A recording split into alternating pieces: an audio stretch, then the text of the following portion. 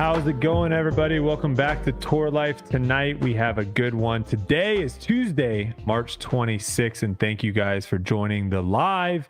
If you're listening to this after the fact, thank you for listening as well. Uli's not with me yet.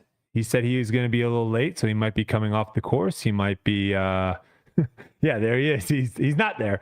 Might be. I'm not actually quite sure, but we'll get to the bottom of it when he joins in. But before then, just kind of want to show you or let you guys know what's coming up on the show tonight. A lot of topics, and you might get me fired up. I haven't been fired up on the pod in a while, so we'll see what happens. USWDGC Recap. For those that don't know, that's the United States Women's Disc Golf Championship.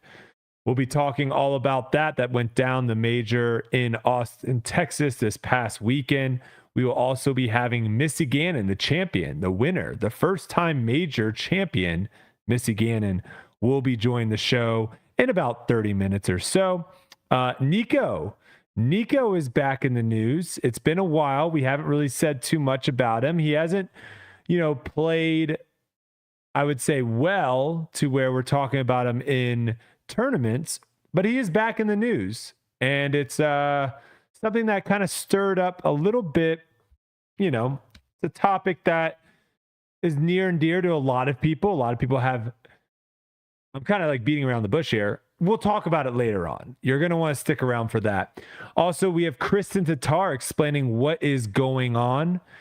Wild Story of the Week, Edwin Stats. And as always, we'll be finishing it off with some listener questions from you guys. So appreciate it. We got all the Tour Life crew people, all the beautiful different color badges and all the emojis flying in the live chat right now. So it's good to see all you guys are joining the live stream as well. Before we get into today's episode is sponsored by Manscaped. This episode is brought to you by the spring cleaning champions, Manscaped. This season, make sure to groom your carpets and the drapes with the leaders and below the waist grooming. Clear out that winter bush with Manscaped's Lawnmower 5.0 and watch your confidence bloom like the springtime flowers. Embrace the season and join the 10 million men worldwide who trust Manscaped with our special offer. Go to manscaped.com and use code TOURLIFE for 20% off plus free shipping. After using Manscaped, I can finally say I have caught the spring fever. Introducing the season's champ, the Lawnmower 5.0 Ultra. Their 5th generational trimmer features 2 interchangeable next-gen skin-safe blade heads, a standard one for taking a little off the top, and a new foil blade to go smooth wherever your heart desires.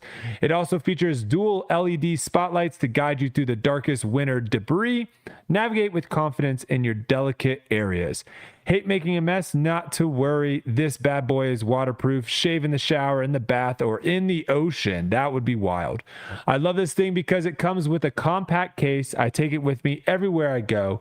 Spring cleaning doesn't just apply to the neither regions. Get the full grooming experience with Manscaped's signature Beard Hedger Pro Kit plus Handyman electric face shaver. Whether you're looking to craft your signature look or clean up that neckline, these are always the right tools for the job. Get 20% off and free shipping with the code TOURLIFE at manscaped.com. That's 20% off and free shipping with the code TOURLIFE at manscaped.com. Nothing like a little spring cleaning in your pants. There you have it. I think I'm due for a beard trim. I think I'm going to be getting a haircut and a beard trim. But since we don't have Uli here, Silas, how's it going, brother? Oh, man, it's going great. It's going great. This week has been a lot, but also very exciting because it's getting busy up there. It's getting busy. Next week is a great week. Let me tell you why. What's going down next week? This week is past. Next week is ahead. We are moving spaces. We're moving offices to right up the road on Monday, and It's going to be fantastic. We're going to have more room. We're going to have more space for podcasts and retail store stuff, and it's going to be amazing. Yeah, it's a perfect timing too as well because this is now, I believe, our 3rd iteration, I want to say, Yes, I think this might be our third or fourth. This might be our fourth iteration, actually, now I think about it. Of as far as just changing where our retail store and how we do stuff. And it's perfect timing because we have the World Championship in our backyard coming up this year.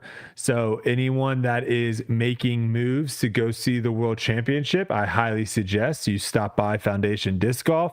We're going to be more, on the main street, or at least visible to the main street. Right now, our store is kind of around the corner, so it's a little bit tucked away. We're going to be more to where it's visible to those passerbys. Also, our store where it is right now, like no one is just like walking by. There's no reason for you to walk by our store unless you're going to our store. Now we're going to be in a better shopping center where there will be foot traffic. There will be people going. What is it, like Marco's Pizza, or what's the pizza place right next door? Yeah, there's Marco's Pizza. There's Firehouse Subs right next door. Delicious. There's Kinship Coffee, which was previously Third Wave Coffee. Right there. It's a party. So there'll be a lot of people hopefully passing by, dropping in, seeing what the heck Foundation Disc Golf is, maybe. And like I said, we're going to have a lot of space in there, so we'll be able to have hopefully a net and a basket, so you can actually putt or throw discs, kind of test them out a little bit, if you will. So it'll be a good time. It'll be really good. My week down here has been really chill. Just kind of hanging out with Kelsey, hang out with the boys before I go back out on the road. I leave tomorrow morning to head to Houston, Texas for the Texas State Championship going down this week. And just kind of getting all my ducks in the line here before I head out. How's your March Madness bracket looking? Well, this year I didn't actually do one. I had Kelsey do it. I had Kelsey fill out the March Madness bracket. Her first time ever doing it. So I kind of had to explain a little bit what the seeds mean and everything like that. Yeah. And, don't always just pick the higher seed. That's not going to bode well. And I just checked in, and she's like in 10 millionth place. I think she got like 46%. She did not do well the first 2 days, or the first 2 rounds. There's a competition. I think she picked.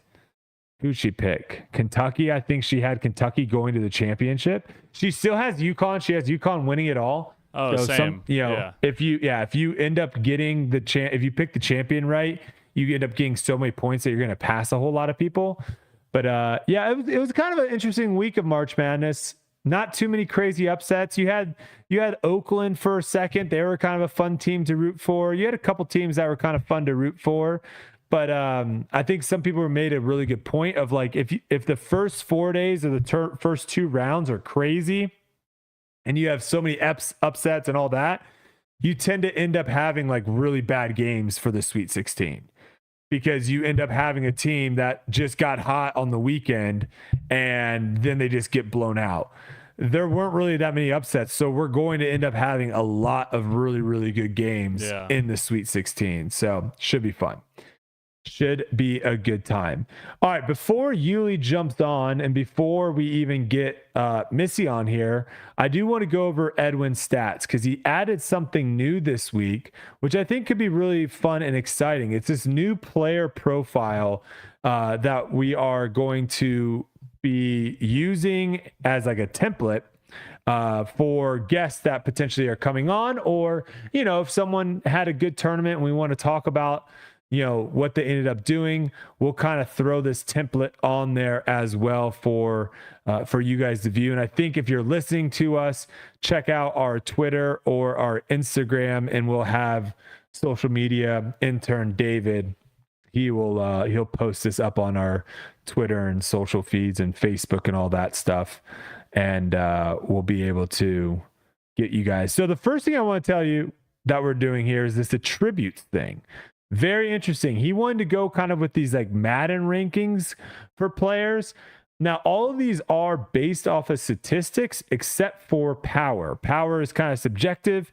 So that is kind of, our best guess of what the power is. But scoring, accuracy, scramble, and putting, those are based all off of statistics.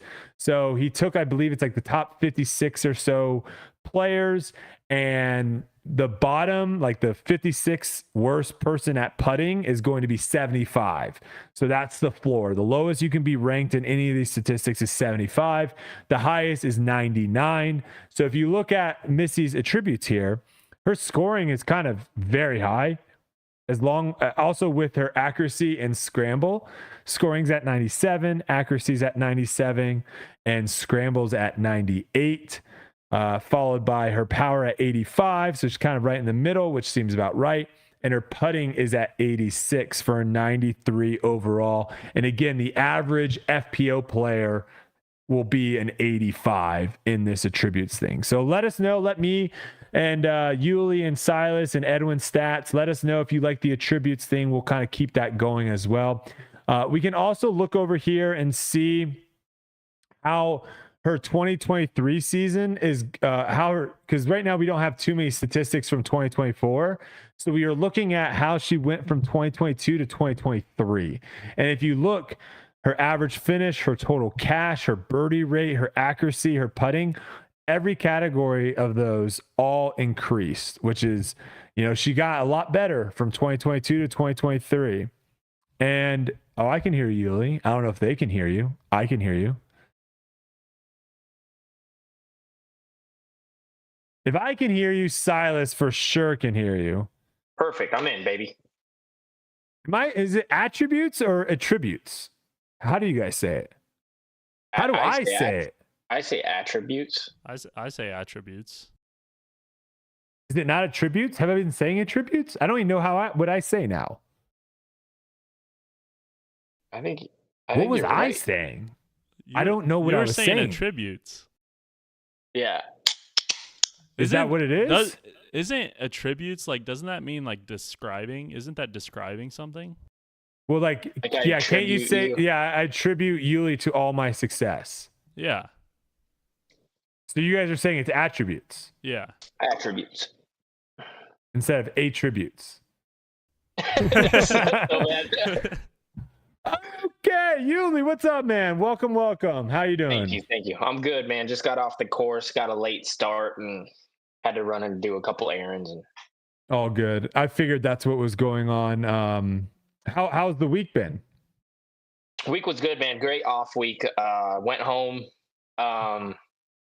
Just kind of relaxed, honestly. I didn't do much. I put in some field work. I didn't go and play. I put in a lot of field work, a lot of putting, and played a little golf, hang out with my wife, and that's it, man. Had some nice home cooked meals and just kind of relaxed. Excuse me.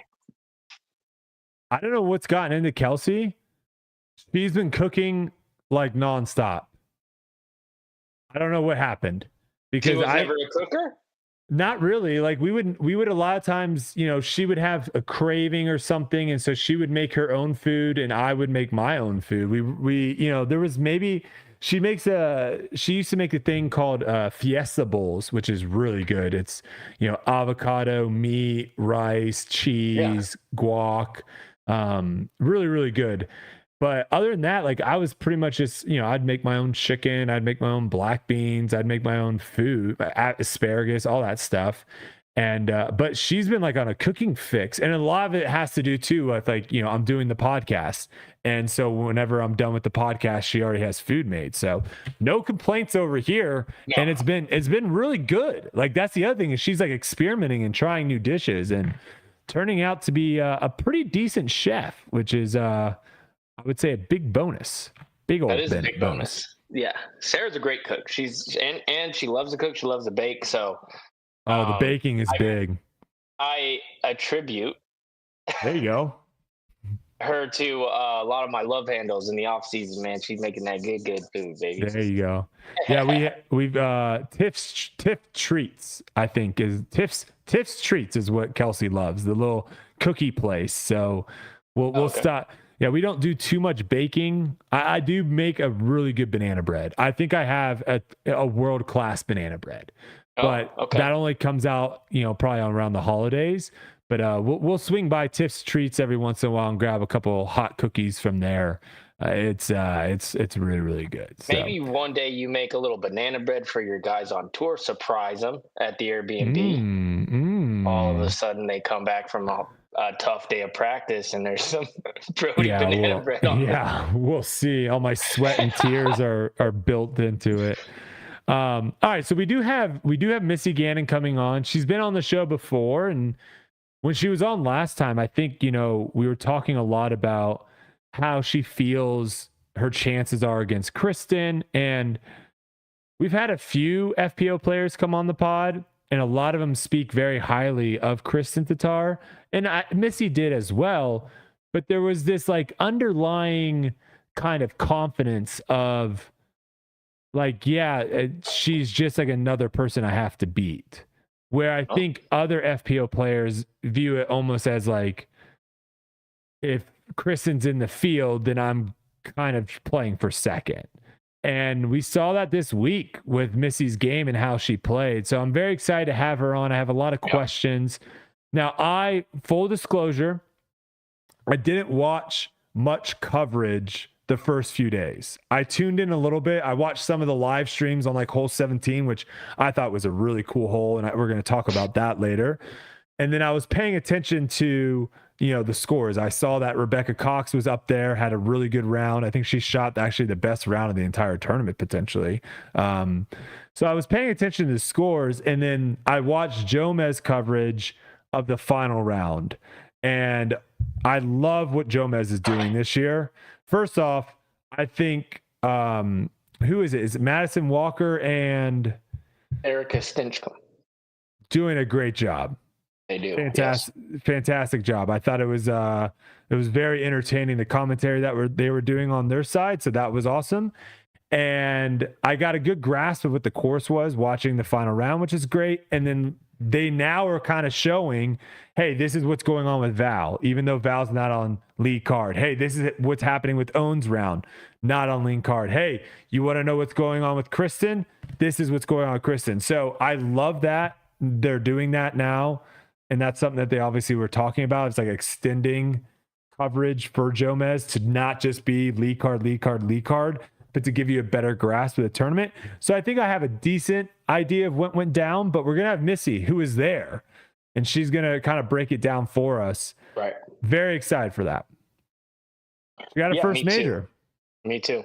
It was exciting, and we have back-to-back weeks like that where the way you and I were talking, it was like, oh my gosh, nobody's gonna be a tough year for these girls. And then they must have taken that personally because well, we'll talk. I have some things I have to say about why I think that's a little bit on it. Why I think that's going, what I think is happening with all of that. But no, you're definitely right. We hand up, we said basically Kristin Tattar, she's gonna win every tournament, and I think ever since we said that, she hasn't won yet. So we have been proven wrong back-to-back weeks, like you said. Some other things that Edwin sent me, our stats guy, Edwin Stats, if you don't know, Edwin Stats is the man. These are some things just to kind of prep us before Missy comes on. Missy improved her game across the board in 2023 versus 2022. I kind of mentioned that earlier. A lot of her statistics improved from 2022 season to 2023. We also, last few interesting things, C1X putting, she's 6, and C1X putting at 79%, but her C2 putting is actually only 14%, which is 21st. So struggling on the putting green a little bit, Missy, but again, didn't really matter this past tournament. She's only in the top 5 statistically in 2 places, fairways and scramble. So there's only 2 things, hitting a lot of fairways and scrambling, that she's beating consistently the field on, or she's like at the top of the field. But the big thing with her is like, she doesn't really have any weaknesses in her game. She's pretty much consistent across all of these other statistics. Her consistency, she doesn't really have as many ebbs and flows as some of these other players. And then the other thing with her is, Edwin Stats looked and said that there isn't really that much difference between technical holes and open holes for her, or short holes versus long holes. It doesn't really look like there's a hole that she excels on more than others, and it also doesn't look like there's a hole that she struggles on versus others. So she's pretty much just a consistent player. And honestly, watching the coverage, that was like the one thing that kind of jumped out at me. Now, you had Holland Hanley, and then you had Heidi on lead card, and both of them were kind of having tough days. And Evelina kind of had her tough days, which we'll jump into as well. So the contrast between her final round and them was like so significant of like how much more consistent she was playing that final round than her competitors were. But that was kind of what I took away from this tournament, was she just really didn't make major mistakes, and her bad shots weren't that bad. And she was able to kind of just cruise to a victory. It was kind of, at one point, it was a little dicey there where Evelina was only 2 back, had a chance to make it 1. But the way that Evelina was putting, which we'll get into here in a little bit, it didn't really, if I'm in Missy Gannon's shoes in that, and I'm very curious to hear what her thoughts are, if I'm seeing my closest competitor really struggle on the putting green, it gives me a lot more confidence to be like, hey, just play safe. Keep the disc in play. Don't throw OB. Force them have to make putts, and I should be all right. Yeah, that's one of the things with Missy, and you just explained it all. But at major championships, normally, if you throw it in bounds and you make a bunch of pars and a few birdies, you're going to play well. And the one thing with her is, like you said, one of her best things is putting inside the circle. If she's not missing any of those and she's throwing consistently off the tee, she can kind of roll you to sleep over a 4-round tournament, which is kind of, in a way, what Kristin does when she's playing really well. She doesn't make any mistakes. She makes all her circle 1 putts, and she just kind of goes and gets a few birdies here and there and comes out with a 6-7 under, and that's usually good enough. If you look at these tournaments that they're playing and they shoot 6 or 7 under every round, that's a winning recipe. And that's really, if you're thinking about it, if you're just kind of picking apart the courses that they play, that shouldn't be that hard to do. Yeah, I mean,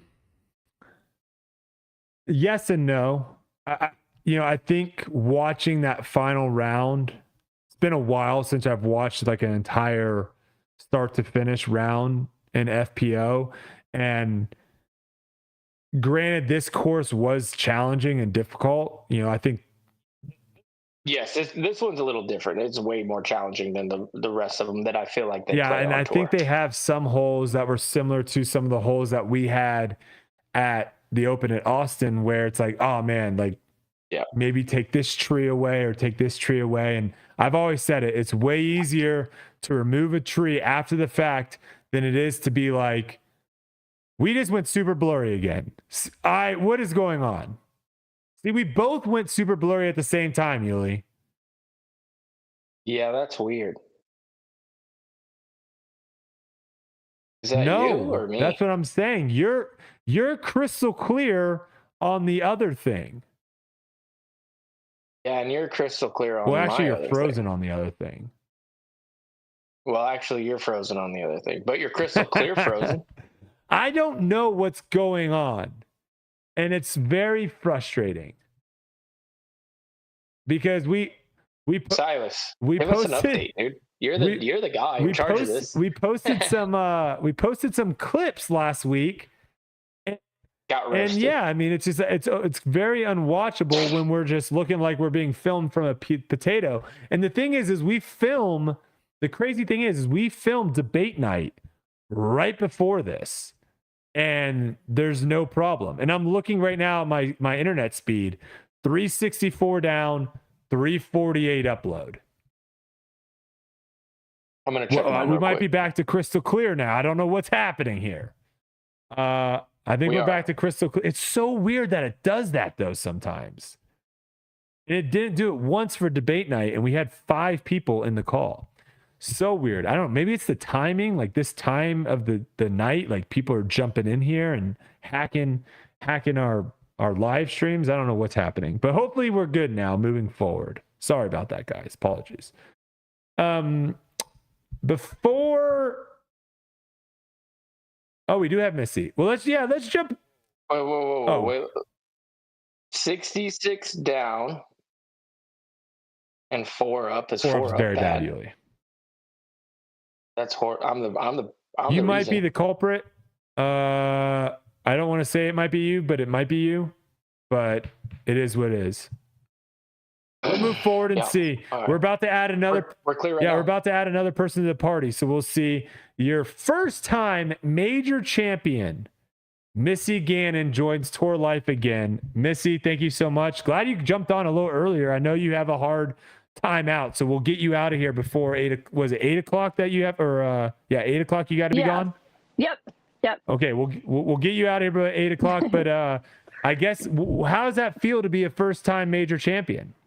I mean, it feels great. It's the ultimate goal, right? Like, it was sort of where I was trending, and it's such a hard thing to do in such a strong field now. So to be able to get it done this past weekend was amazing. And it's so early in the year too, which is incredible. How does it feel to have it at like a new venue, right? Like someplace that doesn't really have any history yet. I think they just recently opened it. I talked to someone that is in the area, and they said it's there has been people that gone out and played, but it's a very, very new course. And to us as viewers, we're watching it for the first time. So how does that feel to kind of have your name cemented on that course? And after watching it, I think it's probably one that they're going to go back to and play more majors at, hopefully. Yeah, it was.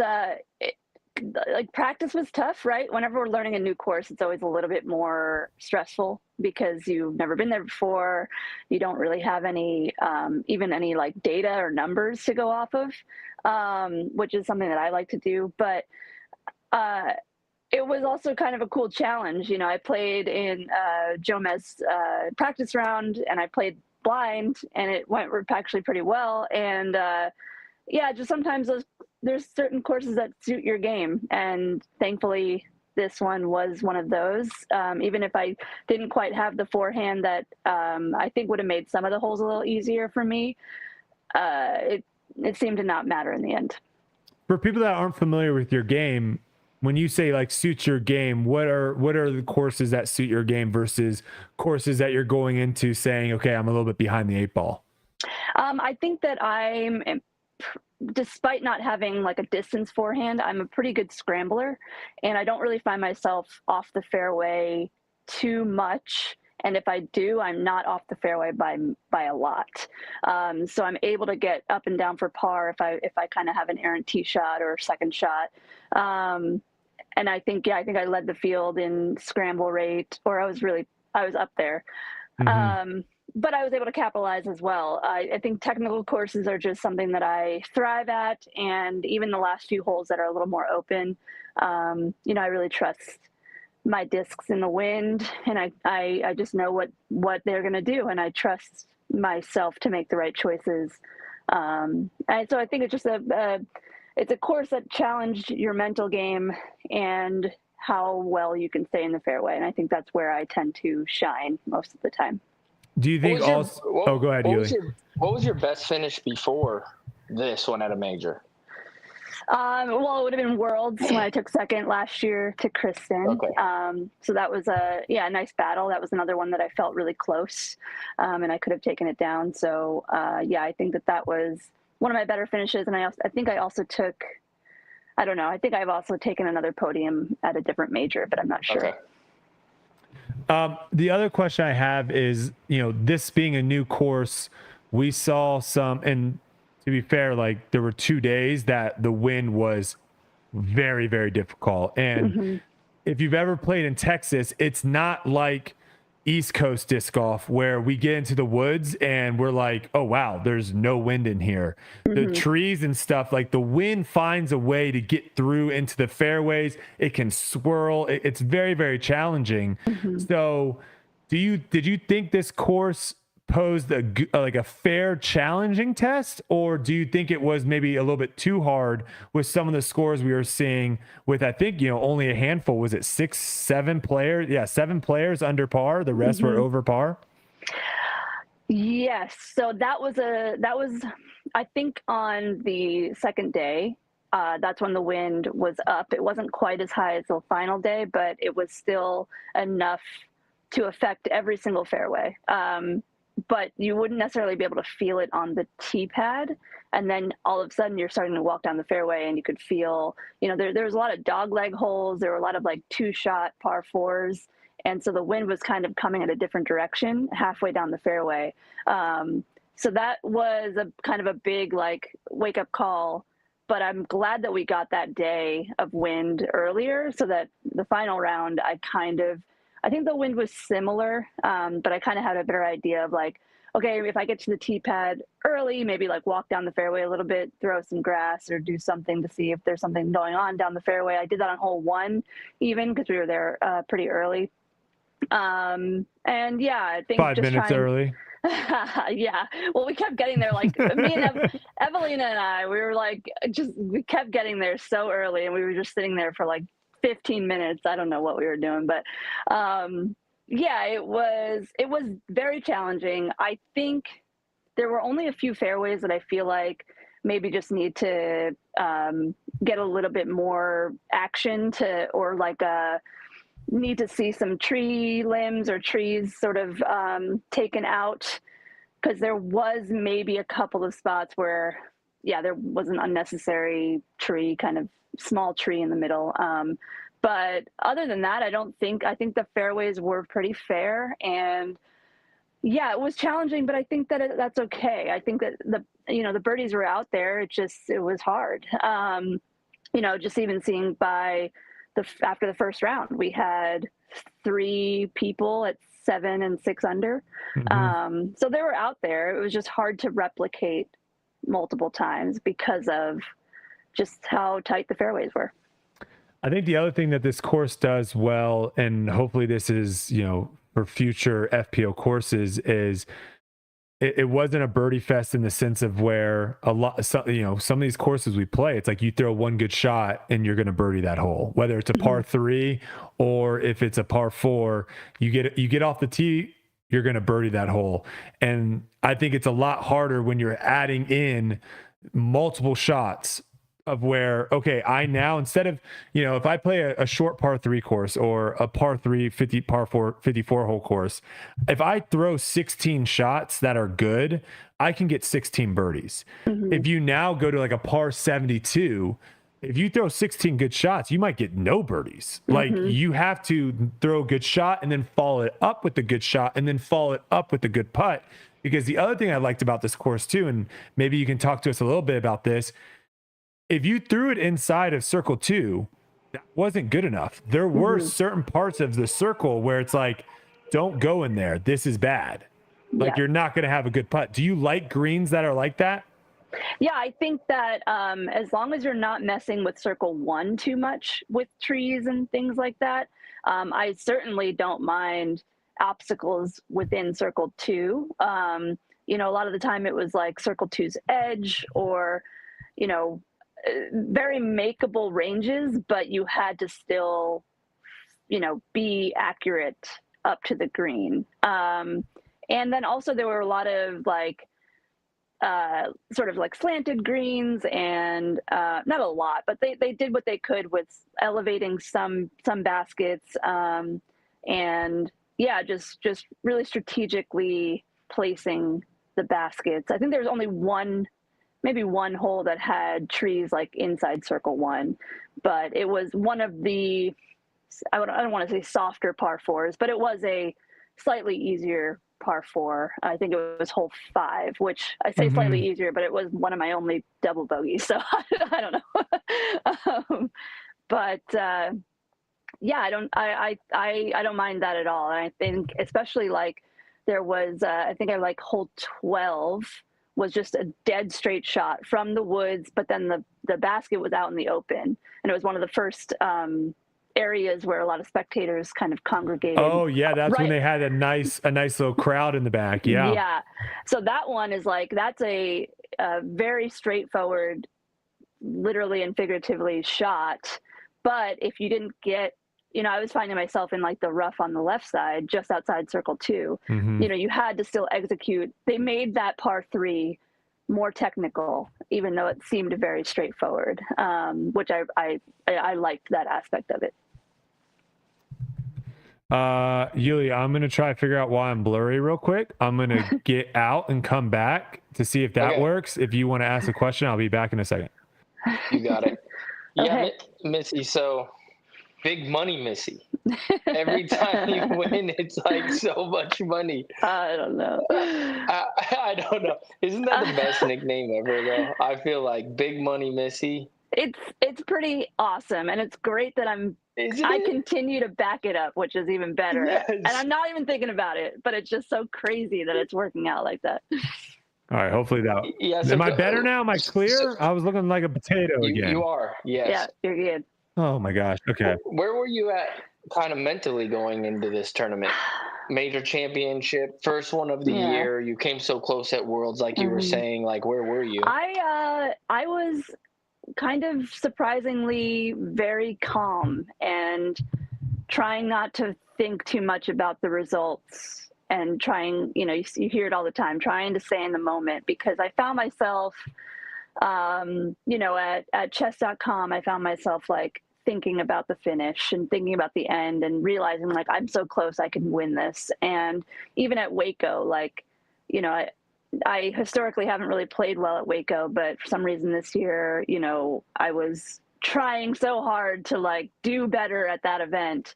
And, I just went into this event thinking, I was meeting all these young junior girls and talking to all these, FA1 players who are looking to, be in the FPO one day.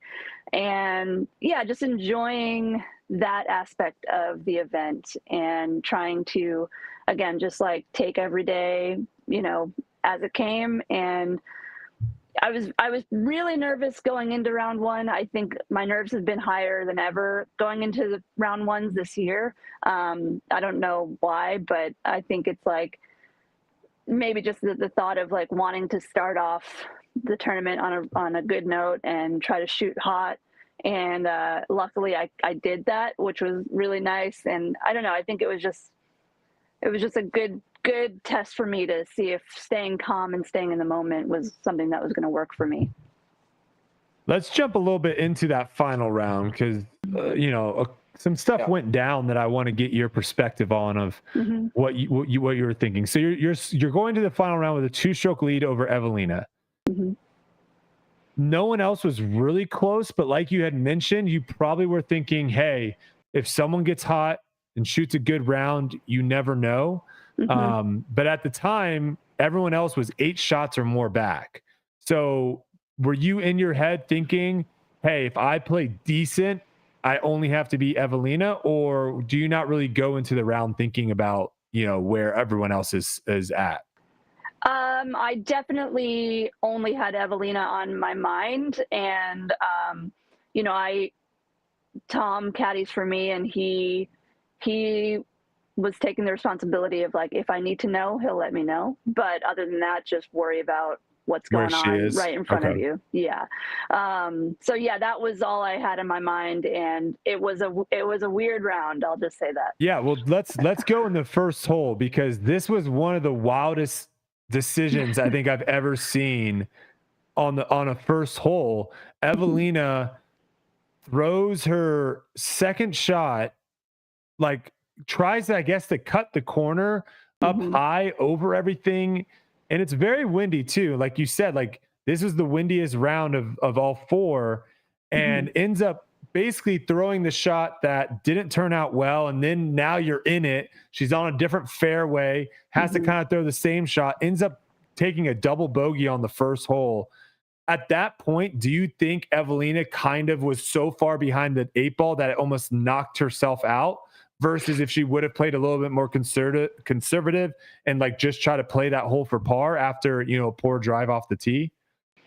I don't necessarily think she was thinking like, oh, I'm done for, but I think that in hindsight, she probably wouldn't have thrown that shot if she had a second try at it. I think I had a great drive. I was set up for birdie.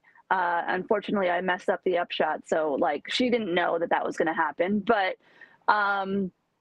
yeah, I mentioned this in my post round interview. Like if I was her caddy, I would not have suggested that, knowing that the wind was pretty crazy, and knowing that I don't think she had a caddy though, right? She didn't have anyone there. Yeah, okay. No, but yeah, it's only hole one. I don't think that.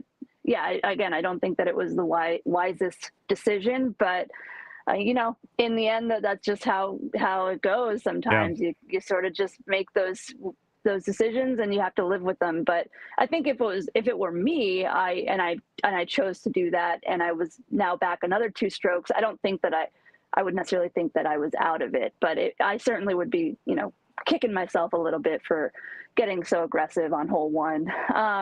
But yeah, it was tough. It was one of those like weird rounds for me because as a human being, I feel bad that things are you guys talking after that hole? Like how? No. I think that I think she kind of was just like, all right, yeah, that whatever that happened. And we were just on to the next one. We didn't have to wait at all. There were no backups, so it was very much like to the next one. Yeah. But it was just a weird kind of like emotional, like it's hard not to feel a little bit bad, but also I'm on the benefiting side. Yeah, exactly. So yeah, it was a weird day, that's for sure. Did that really like calm you down, like moving into hole 2 where you're like, oh wow, okay, so now it's like 4 shot. I can just kind of I got 4, like this is awesome type thing. Because two's stressful, and we'll get into that later because I think it gets closer as the round progresses. Mm-hmm. So let's move on and do the rest of the round. So the front 9 kind of goes, and I would say you probably weren't like, if you had no idea what anyone else was, if you couldn't see anyone else's score but only saw your score, you would probably think like, man, I'm not playing incredible, but I'm also not playing bad, right? Like you said, you weren't able to really capitalize on some of those birdies. You weren't getting close enough, I think, on some of your upshots because of how windy it was and swirly to make those birdie putts. Like I think you did end up missing a couple circle 2s just by a little bit, and those are putts that we normally see you make. So those are probably a little bit of a wind, but you're going through the front 9. And you're 2 over, but now your lead has extended over Evelina by 1, and now you have Owen Scoggins though 4 under through the first 12 and only 4 back. We've seen what she did in the previous week. Now is that something where you were saying Tom was going to let you know? Was there any mention of like, hey, Owen Scoggins kind of playing good right now? No, he did not say anything because I think he also knew that it was still 4 strokes, right? And I still had more holes to go, which could go either way. But I think he saw that it was a tough day, and he obviously was keeping his eye on Owen, because when we had gotten to a certain point, maybe later in the round, after hole 16 or something, he did mention to me, Owen was doing really well, but unfortunately she ended with 2 bogeys or whatever she did. So yeah, unless it got down to maybe 2 strokes, that's when he would let me know. Tom's a 2-stroke buffer kind of guy. That's what he's confident. He's confident in me. That's all I know. So did your playing style change seeing how much Evelina was struggling with putting? Like knowing, like we can all agree she is probably one of the best, if not the best players off the tee. Her drives are very, very good, but let's be honest, she could not hit the side of a barn that day. Yeah. And it wasn't one of those where it's like, oh, off the change. Oh, that's a weird spit out. Like she was airballing putts by feet, like 2 to 3 feet missing the basket. Did that change your style of play of being like, okay, I need to force her to come and get me instead of making me fall back to her. Yeah, I don't know what hole it was on, but I remember thinking, you know, every time she was inside the circle, like 20 feet, in my mind, and it might have started earlier on in the round before I saw that the trend of her putting was kind of staying the same and being off. I was in my head just counting that stroke, like, oh, I just lost a stroke on this hole before she even putted out, and then right after that it didn't happen that way, and so I'm like, okay, reset, we're still chugging along, like we're good. As far as my gameplay go, no, I mean, I was off myself, honestly. I was still trying to attack every hole like I did in practice, like I did in previous rounds, and trying to get the best score that I could, because thankfully I did have a handful of strokes going into the final hole, but that was my goal. I wanted a handful of strokes. As exciting as it is to have it be a battle down the last putt, I don't want that. Yeah. So anyway, yeah, I think at the end of the day, I played a cleaner round, and you know, she kind of had a few additional mistakes that ultimately got me how many strokes I had at the end. And of course, a course like that too, it almost seems that if you start trying to be safer off the tee, that all of a sudden, like, you hit it, you don't get clean off the tee, and you hit a tree, and you're like, why the heck did I try to go the safe route? I should have been aggressive. Now you start second thinking.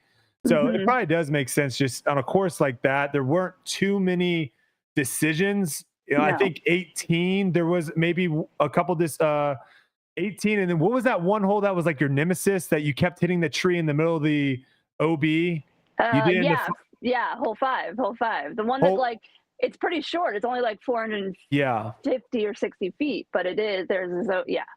Hole five's one of those where, like, if you don't throw a great drive, you might say, hey, let me lay up and then pitch over and take my par. But other than that, there weren't that many holes that you were having to think, like, should I play safe or should I go for it? So kind of pedal to the metal. I want to ask you two course design things real quick.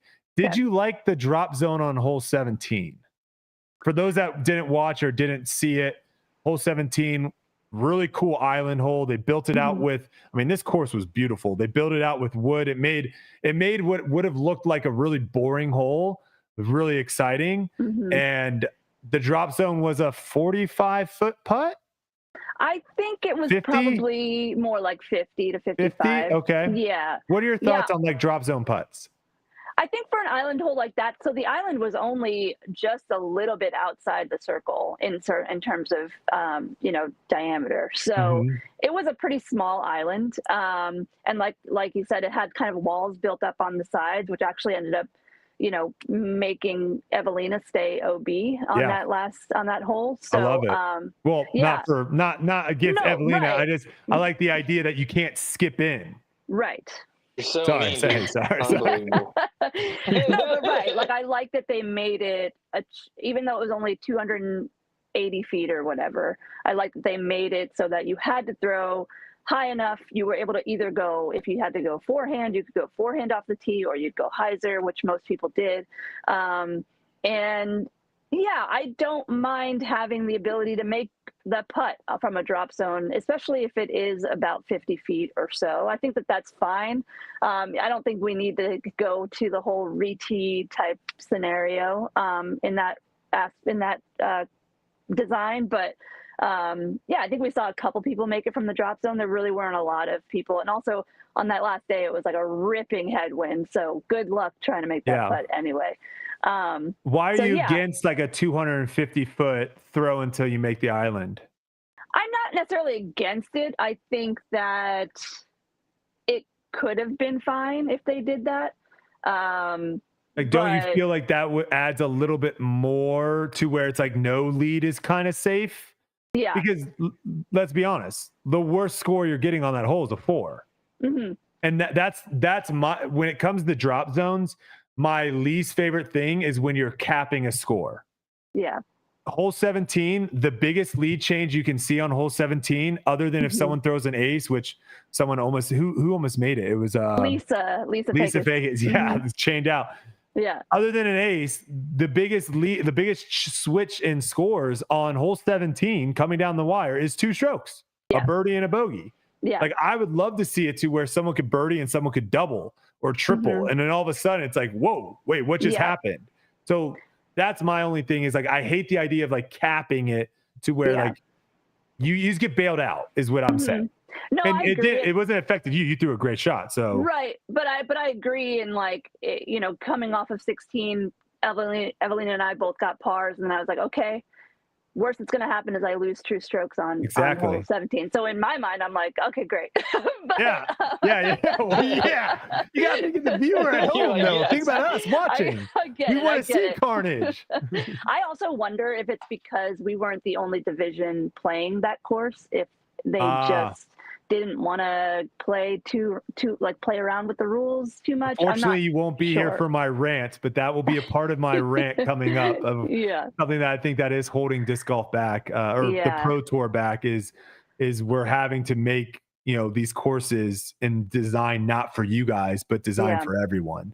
And it was FP40, which I mean, there are talented people in FP40, but I think that I wonder if they could have had different rules for our division or not. I just don't know. And also that's another one of those things where like they probably, I mean, it's the PDGA, so they can do it because they're the ones who finalize the rules for an event. But so I mean, they could have made the exception of having like special stroke and distance rules for that hole or whatever. But yeah, I'm not against it. I guess in the moment I'm like, great, that worked out in my favor, and it was fine. No, it's great for you coming down. All right, a few more questions and we'll let you go here, hopefully on time.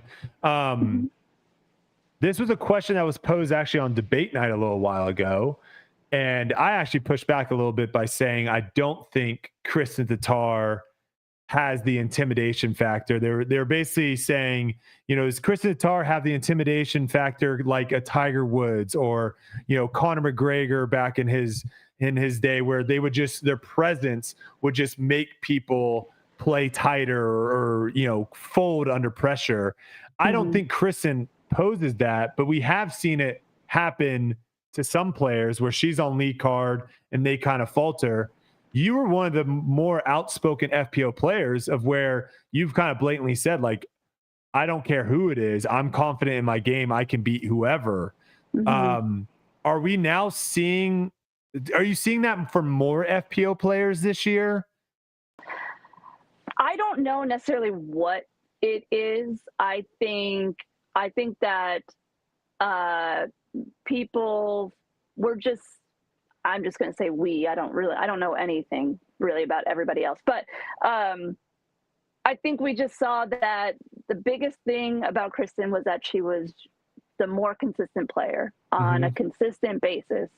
So, in my mind, I'm like, okay, what do we got to do to just try to be consistent, whatever. I don't really know. That's a really hard question to answer and a really hard thing to implement because sometimes you're just going to have off days, but she's had off days too. But she's able to bounce back. She has that like bounce back factor. And sometimes she bounces back like tenfold and she'll shoot even, and then she'll all of a sudden shoot like 8 down or something, So I think that it's just a matter of players becoming more confident in themselves and being able to have that bounce back factor and just have more confidence in their ability to stay in it and stay present. And but yeah, I mean, it's funny because she's so nice, and she, like, I'll tell you, after the final round, I was doing all the whatever post-round interviews and pictures and whatever, and I was like it was at a brewery, so that's where the course was held, which is really, really cool. It had such a cool vibe for everybody to come and hang out. But after the round, I was behind the brewery, kind of figuring out where I was going after, and I see this car pull up. I'm talking to Terry Miller. 3 people come running out of the car, and it's Kristin, Silver, and Kaidi, Estonian player. And, they just come running up to me, congratulating me, hugging me, like just, they're just such nice people. And maybe I've had those interactions with her, and we've played so much together, that there's this like, there's this respect for one another. And, so I think that's kind of what separates my brain from like her being this just dominant, scary force, because I just know that she's just a regular person who's really good at disc golf. You know what I mean? Like, I don't know. I think it's different. People have just different. Yeah, go ahead. No, I was going to say, so when you're going into the final round, you're taking a peek at where she's at. Though. Yeah. Totally, like you're going down the leaderboard and being like, how many do I have Kristin by? And you're not doing that with probably everybody. You're skipping people to get to Kristin. Totally. But like he was saying, like you were on here before and you're like, I don't care who it is type thing. But there still is always going to be that factor. Like if I'm winning a tournament and I look behind me and I see Ricky Wysocki's on the second card, 3 strokes back, like that's a terrifying situation. If he's 7-stroke back, I'm like, okay, we're good type thing. Yeah. How many strokes is it for Kristin compared to the rest of the field? Well, I think for it she was back 9. I was gonna say, does Tom still have that 2-stroke buffer for Kristin, or maybe is it a 4-stroke buffer for Kristin? Well, I think it was actually 11, Uli, but oh yeah, I knew you do. Yeah, I did know, and it's based on the course. That course is really difficult, and somebody was going to have to shoot at least 8 to 10 under to potentially catch me if I was having like a really bad day and shooting multiple over par. So again, it kind of was like, when I need to know, he'll let me know, but otherwise, like, that was enough for me to feel more than comfortable that, even if she has one of the best days of her lives, like, hopefully I'll still have an okay day and still be able to come out with it. Okay, I'm gonna ask one more question, and then I'm gonna bounce and try this other link because I'm going blurry again. And I'm on fiber. I have no idea why I should never be blurry. But my question is this: this event was just FPO. There was no men's tournament. There was nothing going on. It was literally just FPO out there. And from seeing the crowd, from seeing the viewership, it was a successful event. There were a lot of people that were paying attention, rooting for you guys. I thought the course also set up really well. We kind of mentioned it earlier. I believe you said hole 12. I think hole 17 had a great viewing area. Hole 18 had a great viewing area. Hole 1, there was a bunch of people. There was another par 3 where I think the brewery was maybe behind you and you were throwing into the woods. That had a whole lot of people behind as well. Yep. Hole 10. Hole 10. Yep. So I think it set up really well for the spectators on the course. Does this success, seeing, the women being able to go out and hold an event on their own, does this potentially give you guys the idea? And the other question on top of this, is this something that you want to potentially be able to have your own tour? I can see us having our own tour, like, several years in the future. I don't know quite how many. I think what makes this event successful is that there's like 350 people of all ages there with their parents and their significant others and family, and they try to make the tee times work so that, when those people are done with their early morning rounds, they can come and watch us. So I think it's not just those people, but the fact that there's already so many more people in the area, and it was in Austin, which is a huge city with a lot of disc golf fans, that really helped as well. So I think it just depends on where the event is. And I just don't know that we can sustain quite yet on the normal tour by ourselves. I'm just not sure. Is that something that you guys want, though? Have you talked to other FPO players of wanting to branch out? How was the experience too? Like, from having MPO and now you have just FPO. What was the experience like? Was it different? Like not having to tee off at 10 o'clock for a league card. Yeah. I mean, I don't mind teeing off early. It kind of was funny. Thankfully, I'm also a golf fan, so I was able to watch the Valspar Open in the morning and kind of I got into kind of like a zen, and be able to waste some time that way.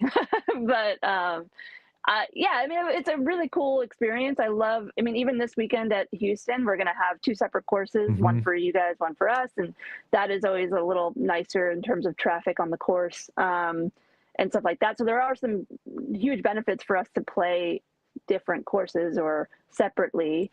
I think that, yeah, if we can get the numbers up and we can get more women on tour and have, over 100 people wanting to play the events, we could like potentially branch off. I think a lot of people now have significant others that also play. Yeah. So that's a different situation than what I'm in. And so I know that would be really hard for those people. Tom's got game though. He does. Don't sleep on Tom. That guy's got some game. I've seen him play before. Yeah, he does. He did shoot. He did throw a 600 and something foot shot in the distance thing at All Stars. Yeah, pretty cool. It's probably the best shot he's ever thrown in his life. He said that.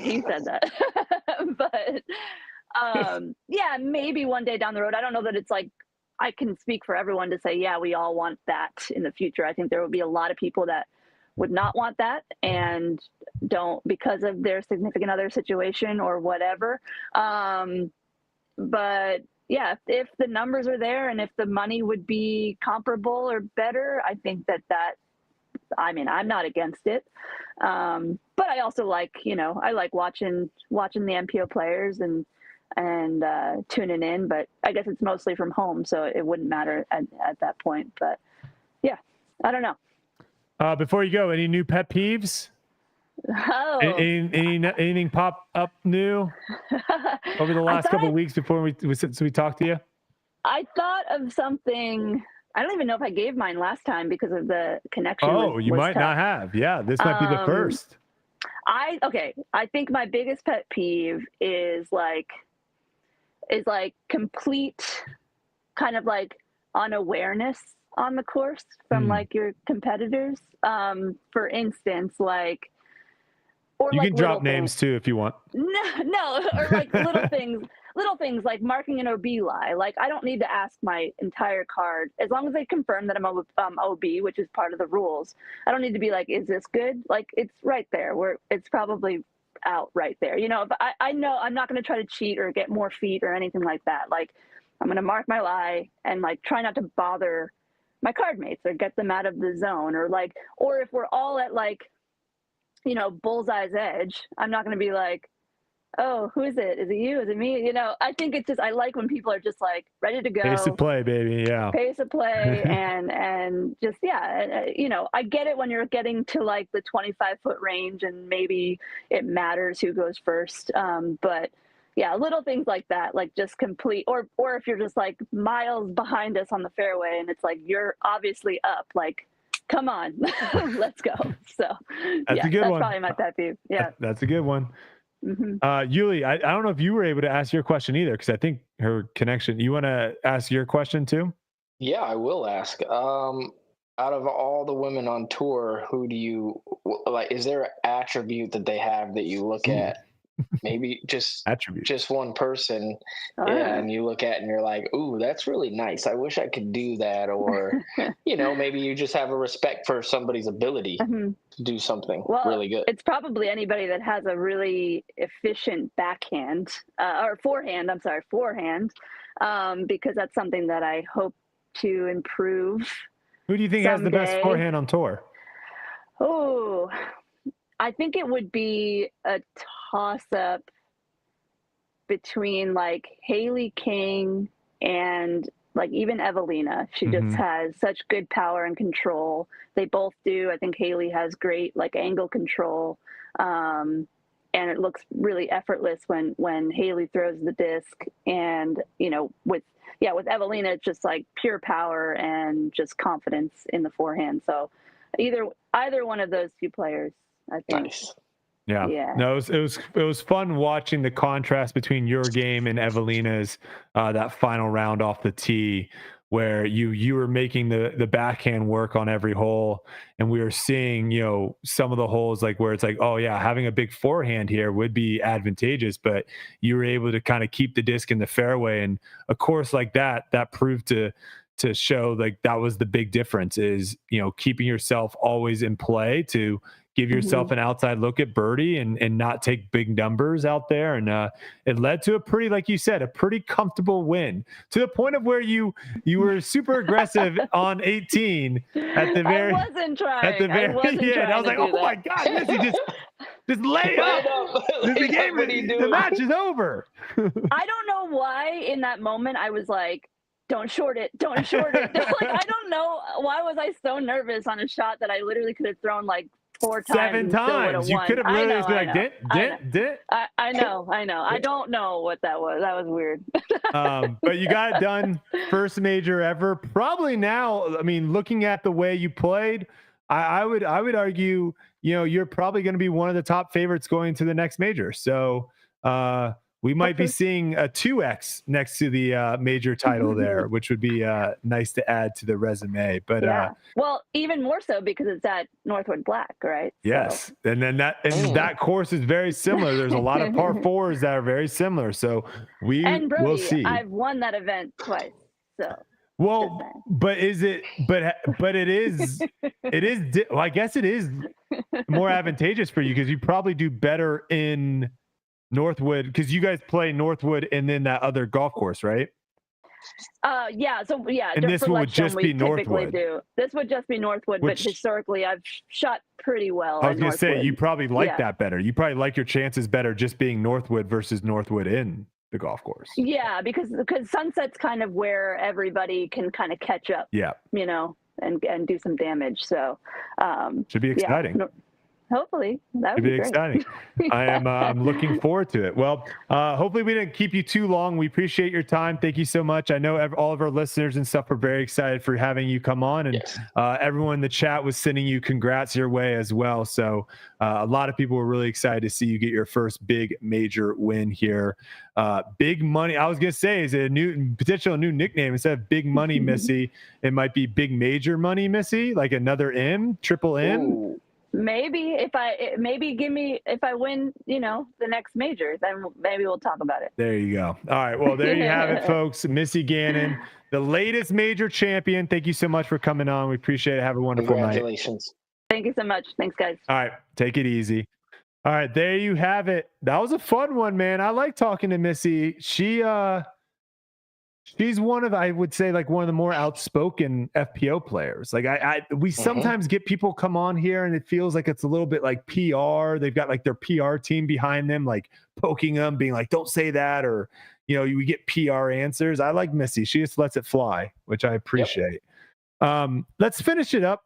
Let's finish up the USWDGC. I did have this question on debate night. I posed this. Why do we call it the US? First off, the name is ridiculous. I think we don't need disc golf. I think we can just call it the United States Women's Championship. Let's get the DG out of there, because a 5-letter or a 6-letter acronym, USWDGC, it's too much. Too much. But why do we call it the US Women's Championship, but we don't call it the US Men's Championship? Something to think about. I think because ours is an open championship. It's USDGC, US Disc Golf Championship. Oh, you're saying it's open to everyone? Yeah, ours is open to everyone. That makes sense. And you've answered my question. Thank you, Uli. All right, let's talk a little bit more about this course. I thought this course was super sick. I didn't hear about it until the tournament actually went down. My brother lives down in Austin. I'm probably going to make moves at some point down there to play this course. It looks like a course that I would actually enjoy playing. Hole 17, we mentioned it a little bit. Island green, super sick. Loved it. Hole 18 was this really, really cool par 5 finisher. Now, I wish they would have made that also like an island carry hole, to where your second shot, or your third shot rather, you had to cover all this OB into this nice green. I think that would have made for a little bit more decision making Drama. at the end. Yeah. A little drama, a little more decision making. But I did want to talk about this with you. After watching this and knowing that the people that designed this course designed it specifically for specifically for the U.S. Women's Championship. There was no idea of like, hey, we need to figure out how do we make this course playable for MPO play. None. It was women's disc golf. How do we make a good major championship course for women's? After watching this, Uli, I think it's actually nearly impossible to create a good wooded course for both FPO, MPO, and MPO players to play on. No, I agree. I think it's impossible. I think it's definitely, it is. I think you're right. I think you can have good courses, but you're not going to have two great courses on the same property, because one thing you got to understand, especially in the woods, is a lot of the shot shapes, they're distance oriented for where the disc needs to break. Mm-hmm. And when they break at a certain distance, you're cutting, like, then where do you put the FPO basket? Like, you would need to put that one in a spot where the disc breaks, and it just gets super weird. And the other thing is, go ahead. And a lot of FPO players, their disc breaks and it doesn't fly the same as like somebody with like a 70 arm speed. You know what I mean? It's just not going to fly that way.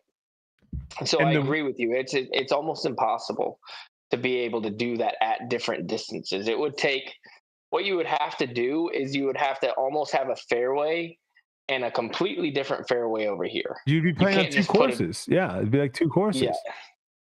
Yeah. And the other thing too is, this is not your, hey, there's just this fairway and there's trees in the basket. There were a lot of dog legs, which I'm loving the incorporation of dog legs in woods, because I think it really punishes bad shots. It makes it to where if you're on the left side of the fairway when you needed to be on the right, your next shot might be pinched and you might not have an angle. And when you're thinking about landing zones, for sure, you can make it to where FPO player has to throw 360 feet to get to like the dog leg to be able to throw their next shot, and move the MPO back to 400 or 420 feet. And so both of our discs are now landing in the same landing zone. But now from there, you have to create a different green, a different basket for FPO. And now by doing that, you're going to be taking trees out, which is going to affect how the MPO players are playing the hole. You're really going to factor in too much into trying to make them both. And so what ends up happening is, like, you might have a really good hole for MPO and it's not that great for FPO. And here they were able to have very signature holes, and you knew what the signature holes were. You knew the holes that stood out and be like, this is the hole to watch. And I think it's so much harder to do that in a wooded course than it is an open course. USDGC Hole 17 is just as good for FPO as it is for MPO. Hole 8 at Maple Hill, just as good as MPO as it is in FPO. Those are not wooded holes. I think you can do it in the open, but I think it's nearly impossible. So hopefully this is something we see in the future. Yeah. No, I think they did a really great job. I think they did a fantastic job of designing this course. I thought it was really fun to watch. 100 people started this tournament. Now, we have some people that are, 100 over par, 90 over par, 78 over par. But the idea is, I get the idea of like trying to get more women in professional disc golf playing. Them not having a cut at this tournament's a little crazy. Like, I don't know. They were talking about like 4-hour rounds. If you have someone that's shooting 20, if you have like 10 people shooting like 20 over par, the rounds are going to be slow. So I think a cut here probably would have been nice, but I see what they're doing. They're trying to incorporate more women in playing on tour, which I guess is like the first step that you have to get more people interested. Right. But yeah, that just kind of shows you the depth of the FPO field right now. Is there's a lot of room to improve with the depth. Yeah. You know, all right, let's talk Kristin Tattar a little bit. You know, we're over an hour into the show. Haven't really mentioned Kristin Tattar. And she's got some struggles. She's got some things going on. So she posted on Instagram, Uli. First paragraph was a nice congratulations to Missy, saying congratulations on winning your first major victory. All your hard work has paid off. But then she posts something that I don't think I've seen from Kristin. I've seen this from a lot of disc golfers. A lot of disc golfers will either just straight up say, I had 18 spit outs, or my disc was out of bounds by an inch, or my back's a little tinged, or I woke up on the wrong side of the bed, or a fire alarm went. You know, a lot of disc golfers, we see it week in, week out. When someone plays bad, they post why they played bad. Not just they played bad. There was a reason because they played bad. I haven't seen that from Kristin. So this post actually surprised me a little bit, because she said, I also want to extend my heartfelt gratitude to everyone that took the time to connect with me throughout the week. So she gives her, nice words to her fans, spectators, all that. But then she goes into saying, despite facing some challenges in the past week, including fatigue, back pain, sleeplessness, and as well as other personal issues that have been weighing me down, I persevered. Icing on the cake was waking up with swollen ankles from ant bites and a fever on Sunday. Like this week, haven't tested me enough. Swiped to see my huge ankle, and yes, her ankle is swollen up. It felt like a hurdle after another, but I made it through it. This gave me vibes of where it's like, I'm not going to make any excuses for why I didn't win this week, but here's a list of excuses. It surprised me a little bit, and I'm wondering, is this the first sign that we're seeing a little bit of her cracking under the pressure of being lifted on this pet? Everyone's expecting her to win every tournament. Is that what we're seeing here? Hey man, I took the same thing from it. I saw the nice congratulation. I swiped over and I saw a huge ankle, and I'm like, huh. And then I read it. Yeah, 100%. I think the move would be, congratulations, move on. Throwing a bunch of excuses out there. Listen, I throw excuses out there. It doesn't help. Like, it doesn't help. No, but I mean, it is nice to see that, like, we all go through it, because she does seem so stoic and like nothing bothers her and all that. So it was good to see that side of her, as well as being like, hey man, like, I'm just like you guys. I go through a bunch of stuff and this sucked, I think the thing. Go fish. Sorry. But I also see the other side, to where I'm like, that's cop out. Like, come on, type thing. Especially after, I would have been fine with it if it goes post, nice post, just a nice post. A day later, look at my ankle. These are some things I'm going through. Yes. And then it's not such, you know what I mean? Because it was kind of cringe for me to be like, great win, very next picture, look at my ankle. This is why, I mean, I got the vibes of like, this is why I didn't win. And I'm wondering if, nice, but we didn't see that from Kristin when she didn't win last year, though, is what I'm saying. She won all the majors last year. But anyways. No, but I'm saying we didn't see her. I could be wrong. Someone, if you find a post, please let me know. I never saw, when she didn't win a tournament, I never saw a post that listed out reasons why she didn't win the tournament. Yeah. Here's the thing, though. It's social media. We take whatever we want from it, because we're allowed to do that. I did like hearing Missy say they got out of the car, ran, and congratulate her, and that she's the nicest person ever. Because personally, from the outside viewer looking in, I looked at that post and I was like, a little cringe. Like, congratulations, I have all these excuses. That's not the case. And because of what Missy said about her coming over and doing that. Well, it could still be the case. Both could still be true.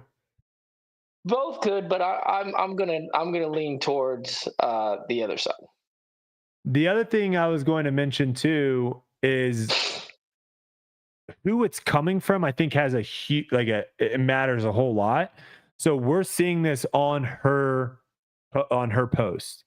If her agent or manager would have reached out to like Trevor or Hunter and said, "Hey, these are all things that Kristin was going through this past week," and then Trevor or Hunter posts on Twitter posting the photo saying, she has fatigue, she's got, if they post it and it's coming through them, I think the narrative changes a little bit. I think it looks different. Yeah.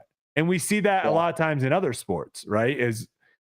We find out that someone had to play with the flu, or we find out that someone broke a hand in the middle of the fight. And it's normally not the person going to social media saying, "Hey, I broke my hand during this fight," or "I played with the flu." It's like news journalists, reporters, they're breaking the story. And I think that it doesn't feel as like you were saying of where it's like, man, I wish 100%. There was a little bit of a break in between those. He needs a little PR person behind him.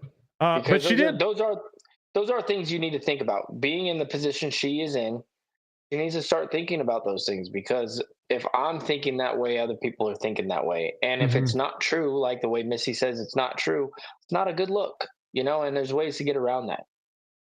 And well, first off, she hasn't had much practice with not losing, so we can maybe give her the benefit of the doubt that she hasn't been in, like you said, she hasn't been in this situation that many times. But she did not play well. Looking at the statistics, she was 37th. She was 37 out of 72 for Circle 2 and regs. So also, just threw some stats on here. Circle 1 real putting stat? She missed 9 putts inside the circle. She did not put. I think this might just be the final or this tournament stats. I don't know if these stats are right. Circle 2 putting. Why is there Circle 2 putting 51% or Circle 1 putting is 29%?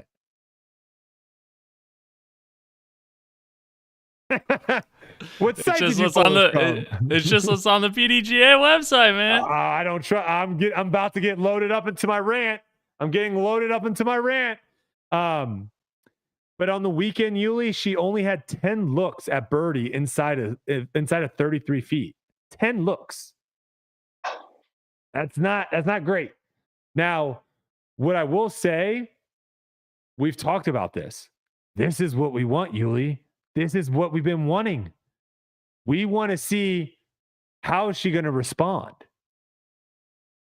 Now there's some intrigue. I'm intrigued to pay attention to the next tournament. Me too. Right? Like Owen's playing well. Missy's playing well. I'm intrigued. Evelina's playing well. Evelina's playing. How is she going to respond? That is what I can't wait to see. Because she has two ways of going about it. She either goes out and says and wins the next tournament by 10, or we start seeing like, wait a second, maybe we threw her on this pedestal too fast this year. Maybe us saying that she was going to win every single tournament was a little too quick.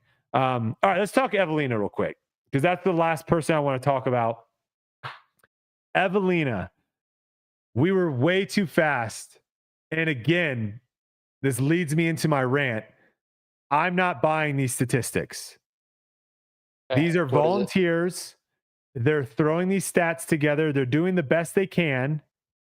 I'm not buying these statistics. Everyone was saying she was everything. What? No, I was just saying, what are they? What are these stats? Well, everyone was saying she figured out her putting. We were saying it. We were like, oh, she's got her putting figured out. No, she didn't, Uli. She just putted close to the basket. She didn't have any putts that were tough. I think it led us to believe that she figured out her putting. She was 28 of 37. She was 76% C1X going into the final round, which is not good. 76% is not good. That's really good for her. It's very good for her, but it's not good. Air balls from 27 feet on hole 3 for birdie. Air balls from 37 feet, hole 6 for birdie. Air balls from 35 feet for birdie on hole 8. and then missed. The putt missed Uli by 4 feet. Like it was, I don't really know how to describe it, but from 35 feet, she missed by like 4 feet left. Like it wasn't anywhere near the basket. Ends up missing the 15-foot comeback, misses a 15-foot birdie putt on 9, airballs an 18-foot birdie putt on 11, airballs a 25-foot birdie putt on 12, hits basket on 14 from 20 feet, misses a 27 birdie putt on 16. If I count that up, that's 1, 2, 3, 4, 5, 6, 7, 8, 9.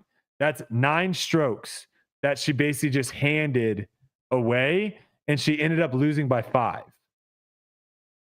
Yes. Sorry about that nose. I muted you, not me. So it is fine. You guys got it. It is fine. Yes, but you are right. That is and I'm moving the needle. I'm not talking about putts that are like hitting the hitting low into the cage or hitting the band. They're not close. Yep. And it's okay to maybe have 1 or 2 of those, but it shows that the skeletons are still in the closet. It is still an issue. It is still a major problem, but it also shows just how freaking good she is off the tee, that she's able to do. If I just said that to you, major championship, final round, you're down by 2, and this is what you do, your final round, you would think that you're like, I'm probably out of 10. I'm probably out of the top 10. She got second, Uli. Yeah. She still got second. So it reminds me a little bit of what was happening to Schustrick at the very end of his career. Like when he won that U.S. title against Macbeth, he won in the playoff. He just parks it, but he missed some really, really, really nervy putts. Very nervy, especially on the last hole, like a tap in, like Dunzo, like game over, miss. But he was so good off the tee that it didn't matter. It was so good. He just threw it so close every single time. I think that's what was happening with Evelina. But at this course, it was very difficult on a lot of these holes to park holes. Like you weren't going to park that many holes out there. And so you were going to have to make a lot of 20-footers, 25-footers, 30-footers.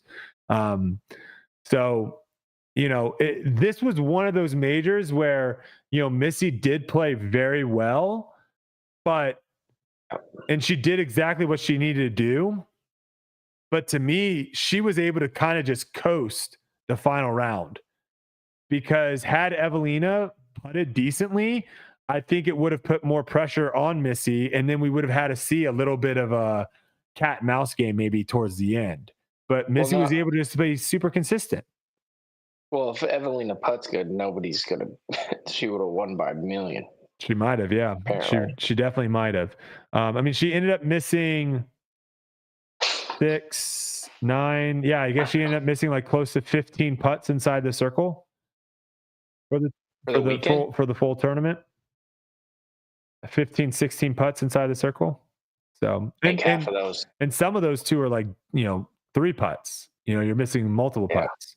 So some notable names here. Kona Star Montgomery, first time back on tour. She shoots plus 39, tied for 65th. Maria Oliva shoots plus 34, tied for 56. Paige Shue plus 30, tied for 52nd. Allie Smith plus 27, tied for 42nd. Haley King, Katrina Allen plus 18, tied for 32nd. Paige Pierce plus 17, tied for 28. Kat Murch plus 11, tied for 21. So this course ate some people's lunch. Yeah. This course ate some people's lunch. It was difficult. It was and watching. Rebecca went from leading the tournament to she dropped pretty far down the leaderboard. Holland Hanley was 2 shots back, I believe. 2 or 4 shots back. Might have been 4. I think she was 4 shots back at the start of the tournament or start of the final day, in 3rd place. Ends up shooting 8 over par the final round to finish 10th. So, there was some scoring separation out there, which made it fun and exciting to watch. Let's do a quick little trophy talk. initially, my first look at this, Uli, I was like, well, the first thing that jumped out at me was the dang freaking basket, man. The first thing I saw is like, I don't love the basket. It looks like it is like a removable piece. I don't know if that's actually glued in or connected. It does kind of look like a removable piece, but I really like, this is what I'll say about it. I really like the frame. I love the base. I love the frame because hole 1 is a triple Mando hole with the USWDGC. It looks, or I guess it says Sprinkle Valley on it, not USWD, but that's like an ode to hole 1. I love that. Not really quite sure what the butterflies, I don't really know what the meaning of that is, but I love the framing. The stuff that's on the base, the more I look at this, it looks like kind of like a elementary school art project. Like, I don't know what that is. I could see this. What is that? On a cake. Yeah, is that a cake? Is that a cake? What are those candles? What is that? I can't zoom in on this photo. It could be a cake. Hold on, I'm zooming in. Hold on, I figured it out. Are those candles? I don't know. No, it's just grass with flowers. That are just stick flowers? I've never seen stick flowers before in my life. I'll say this. If Missy, just swack that stuff off. Swack it off, and then you have a decent trophy. That kind of kills it. But my question... Give it a rating. I think I gave it initially like a 7.5, but I think it drops. The more I look at it, the more I don't like it. So it drops like a 6.5 to me. I love the frame. It's just, I don't know what the stuff on the thing is. I'm giving it a 6. But Uli, look. I don't like the cake looking stuff. Look what it was last year. Look what they gave out last year. Why?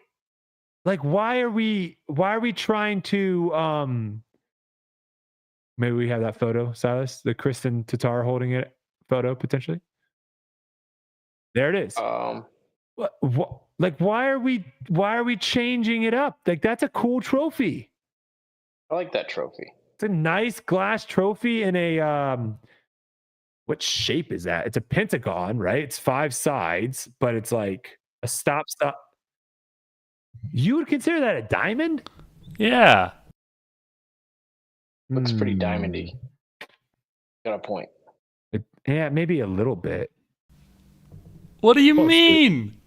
What do you mean? Show me another photo of a diamond. I don't think a diamond goes into a point like that, Silas. What are you talking about? Yes, it does. Does it? Am I crazy? Do I not know what a diamond it's looks like all the way around. It's a circle, but it all goes down, and then they place Brother, the piece on look a at that. Or you place it on. Okay, that looks like a diamond.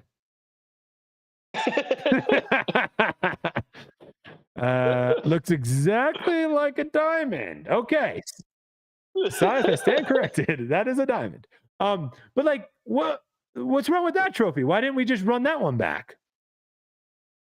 I hope that trophy makers out there are watching this and being like, they don't listen to us. Right, they don't listen to us, Uli. No, but this is what I like about it. I think that they probably don't. But if they do, they're like, no, I'm going to prove these guys wrong. I'm going to make one with a propeller. And the propeller's going to be on a triple Mando. Oh, man. They're going to be impressed. Oh, all right. I don't mind the trophy. Anything major championship, you're putting I know, on but your wall. this idea that we have to be unique and do something different, and I don't get that. I don't understand that. I think it's okay to just have a classic looking trophy that's nice. Kind of. I mean, in Arizona, we got these. Steve Johnson made these. Yeah, you're about to talk about that rattlesnake again. I swear to God. That rattlesnake's sweet. No, but Steve Johnson used to make these wire trophies, and he made it for the Cactus Series, which is with all the tournaments that were ran in Arizona. Everybody wanted one of these. That all the tournaments had them, the wire trophies. So he would like wrap the wire into trees, you know what I mean, of the holes or whatever. And so it was like this really artsy. And then he'd put it on like a piece of wood from the course. And then there would probably be a basket and a wire guy they were cool, man. And so they were unique to Arizona though, because this was the guy who made them lived there, and he would donate the trophies to the tournament. The Glassbone Open trophies were cool too. Like that was a cool thing that was going there. Yes, but if you saw that trophy now, you'd probably be like, this is the worst trophy ever. But to Arizona, those are the coolest trophies because of the background. Yeah, that makes sense. I mean, these, again, smaller tournaments, do whatever you want. I could care less. This is a major championship trophy. This is something that we got to think. Like, Niklas was in a whole bunch of Finnish newspapers, magazines, stories. Really? Like, yes, he was like on the front page of multiple things over there in Finland. Of course, yeah. We got to be thinking about, like, some of the photos are going to be him with the trophy. And so if you're holding up, I don't think people are going in. No, people aren't going that deep, dude. Bro, if you're holding up a propeller on the front page of a paper and it's saying something, people are going to look at that. They're going to just be like, this guy won something, and this is dope. Perfect. Okay, two things. One right here. Don says, put last year's trophy inside of this year's. Cool idea. Also, Edwin Stats, hot take. If you have to explain why a trophy is cool, it's not a great trophy for a professional tour. That might be,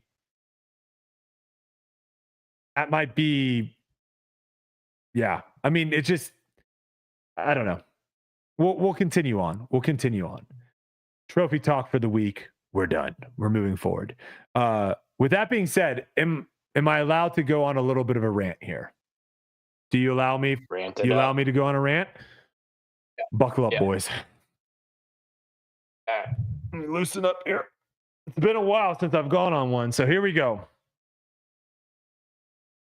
The Disc Golf Pro Tour might have made one of the grandest mistakes in the history of disc golf. This might be something that we look back 50 to 100 years from now and point and say, that was a very dumb decision. I can't believe they did that. And that was aligning themselves with the PDGA. I think this was an absolutely idiotic move. The PDGA has proven year after year, and I'm taking this also from like multiple people that have been members, not just, I've only been a member for a handful of years, 5 years, or I guess, 5 years now. But there's people that I say have been members for decades and nothing has changed. I thought when they had a chance to say, you know what, we're going to go our own route. We're going to come up with our own rules. We're going to set things our own way and go for our own thing. I thought they had a chance to do that at a certain point, and they decided, no, we're putting all of our eggs in the PDGA. I made this tweet. I said, statistics help tell a story. They help drive a narrative and ultimately get people more interested in the sport. The fact that we had all of that last year with UDisc Live, and now it seems like we have none of that. We have like the dollar version of that with PDGA. This is the big swing and a miss. Uli, I spent a lot of time prepping the show. I spent hours and hours looking up stories, trying to figure out what we're going to talk about. And one of those things I like to go is I like to look at the stats. I like to see what's going on, what's happening, trends. Yeah. We don't have season stats, Uli. I can't look up how well you've putted this year. It doesn't exist. There's no way for me to see how well you putted. I would have to go in manually and look up what you did each round and then import that in and then do it myself. This idea that the PDGA or the Disc Golf Pro Tour decided to go and work with PDGA when, to be frank, I think UDisc might be the best disc golf company out there. I think they might. I think they might be the smartest people in disc golf. The way they run their app, the way they run their business model, the way that they continue to improve. I think they might be the smartest people. And you basically just turned your back on them, and now you went here. You're basically overselling this thing, saying we're going to make this better. It's going to be better. And then you underperform. I don't think anyone's happy with what we're getting this year. And no one on commentary is going to say it. You guys on Jomez have kind of alluded to it multiple times without blatantly calling out of like, we don't have statistics. There's not much for us to lean on. The one thing that they're saying that they changed was now they can say like the putt was from 21 feet instead of 15 to 20 feet or whatever the range was for UDisc. Again, those people are all just guessing. So that doesn't really actually give us much better statistics because these people are all guessing. A lot of those stats are way off, by the way. And, I pulled up this. Someone just tweeted me this as well. They said, even when they get posted, they won't be correct. Everyone this weekend got a settle stat nerf all 4 rounds. Uli, they were doing 19 fairways. Last time I checked, real quick, I know I've been off this podcast. Last time I checked, we play 18 holes.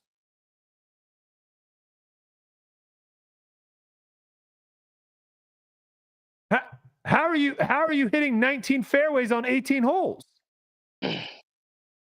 Par 5. We're counting that? Fairway. But wouldn't you count that for a par 4 then too?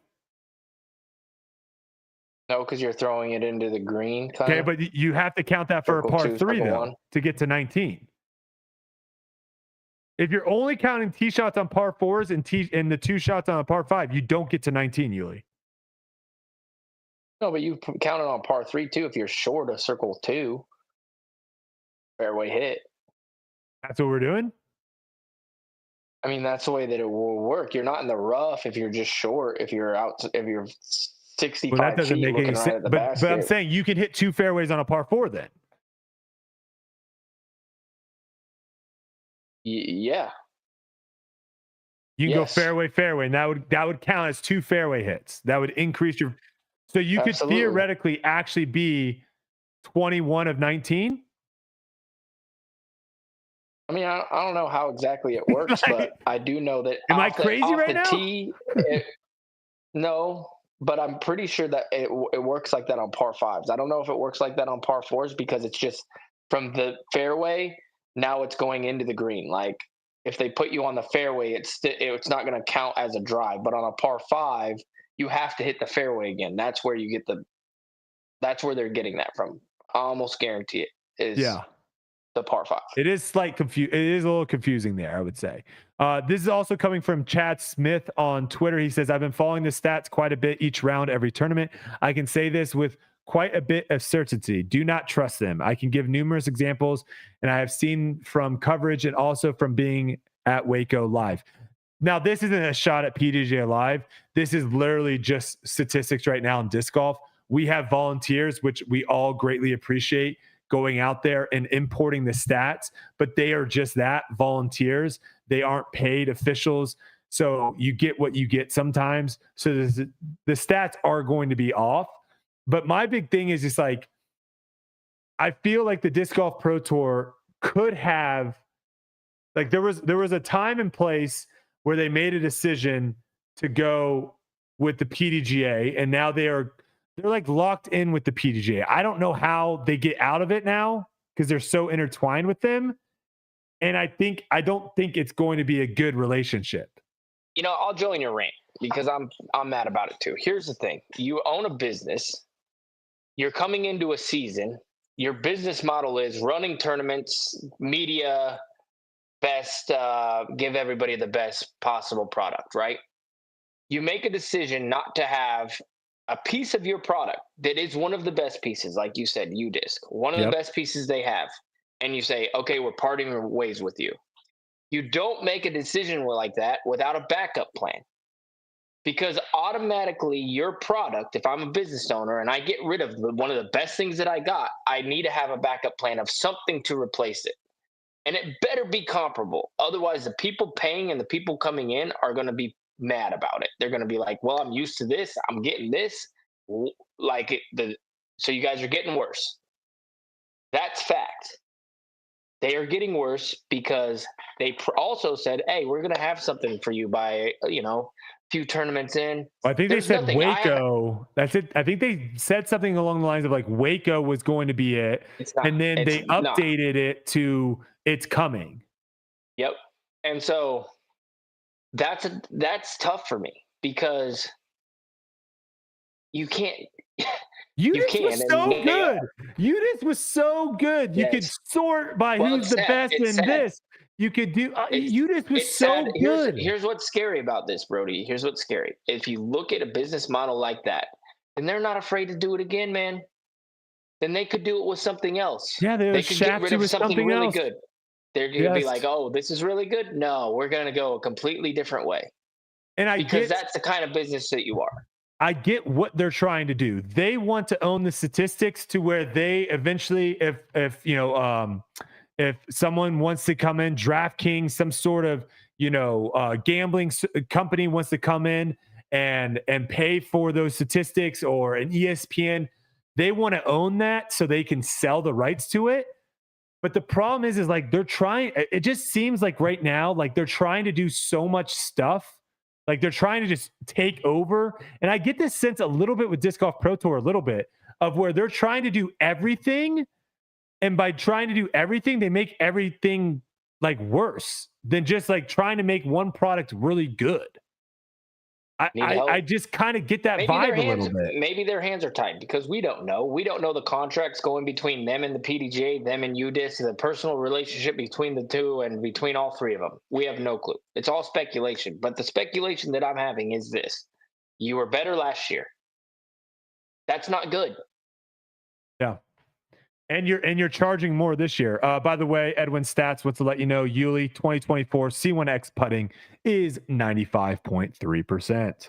Very nice there, Uli. Very nice. I've always say, you know, let people know like low expectations and then overperform. Like have them coming in saying like, hey, Tour Life, we don't know if you're going to be able to see us. We might be blurry. Our guests might be robotic. Silas might not be here and the show will just completely fall apart. You don't know what you're going to get. So that way, when you're coming in, you have very low expectations and then you over deliver. Guess what? It's a free show. It's a free show. If this show sucks, all we took was your time. That's all we took. Right. And I think going into this season and these past seasons, they come in saying all these all these grand things. This is what we're going to do. We're going to do this. We're going to do that. And it just doesn't deliver, man. And I'm angry because if you don't remember, I said I was giving them the benefit of the doubt. I was like, okay, this is gonna be fine. What if it's really good? Blah blah blah blah blah. It makes me feel silly. Yeah, I can't trust the PDGA. I can't do it. Ever since they bamboozled me with the whole stupid driving range at Worlds, and they try to spin it around and like try to make me look like a bad person because I didn't go through the ranks to get the driving range and lied to my face saying that it's impossible to buy out the driving range. You can't do it. And I just walked in and slid my credit card through the machine and got it in 5 seconds. Ever since that moment, I did not trust the PDGA, and they don't have any of my trust. They really don't. And quite frankly, I wish I wasn't a member. I wish I didn't pay for all those people's memberships that one Christmas. I spent like probably $500 on memberships that one Christmas for people. I wish I would have just Venmoed those people $50 so they could go buy some discs themselves. Because if I didn't have to be a PGA member to play in the Disc Golf Pro Tour, I wouldn't. I don't like what they're doing. I don't. Not a fan. Hand up, not a fan. And if any PGA people are listening and you want to come on Tour Life to tell us that we're wrong and all the great stuff you're doing, open invite. Silas will send you a text. Full disclaimer, I'm not on the same boat as Brodie. I'm just mad about this stupid app. That's fine. That's fine. Now, I've been a member for a very, very long time. I've seen some great things that they have done. You are coming in 5 years in, and you've seen some other things that they've done. The sport wouldn't be here without the PDGA. Just magically showing up with extra money after announcing how much the World Championship purse is.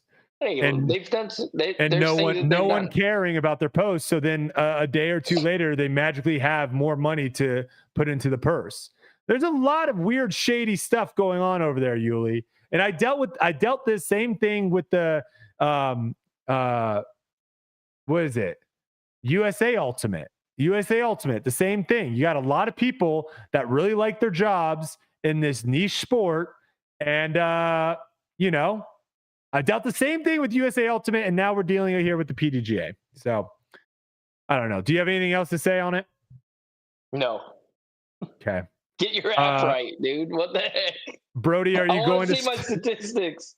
Brodie, are you going to start the competing organization? We need a live golf style challenger. You're the man for this project. No, I am already getting enough gray hairs on my head. I don't need any more of that. This podcast already takes enough of my time and adds enough gray hair to me. Okay, let's jump to another hot topic here. Nikko Locastro. Did you see this post? I did, yep. Okay, so Nikko Locastro posted on his Facebook page, first run prototype lavender blend seeds will be available tonight at the USWDGC Fly Mart. This is something that has been in the works for a while, and I'm very happy to share our vision with the disc golf community. A portion of these sales from the first lavender infused golf discs will go directly towards supporting the growth of women's disc golf. Starting this weekend, I'll be paying the first person who misses cash in FPO due to playing against transgender. This is something that I feel strongly about when it comes to sports and would love to stand behind in all fairness with Sacred Discs. I've been competing in disc golf events for most of my life. Beyond being a competitor, I've always wanted to find a way to give back to the sport that has given me a lifetime of memories and opportunities to grow. I appreciate all the people who have supported my journey on and off the course. This first run of 500 lavender infused discs are a testament to my dedication to this sport. The sweet floral aroma. Okay, and then he goes on to talk about the disc a little bit. I actually did not look up who that person was. Who would that have been? That's another thing. PGA Live, you can't, like the app I'm on right now or the website I'm on, I can't see who Last Cash was. So maybe someone can tell me. I don't know. I can't see that. Who was it? Like 40th place, probably something like that. So it might have been Morgan Lenz or Vanessa Van Dyken, someone like that, maybe like that got paid. Okay. So Nikko makes this post. Natalie Ryan sees the post and Natalie posts on their Facebook. Nikko Locastro, tags Nikko Locastro, is your best plan to advertise really using me? Seems pretty desperate. So Natalie, comes back, even though Nikko didn't say Natalie's name in the post, it was most likely directed towards Natalie there. Our intern, David, posted on our Twitter Nikko's post and just shared it, basically saying, hey, this is what Nikko posted, right? Well, we have another Twitter user, goes by Shanked DG. He says, let me argue a different angle. Using this blank for engagement is gross and embarrassing.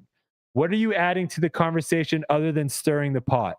What value are you, Tour Life, adding to this screenshot? Lame. So first thing I'll say is, had David, first off, David is a neutral voice, right? He's not Uli's voice. He's not my voice.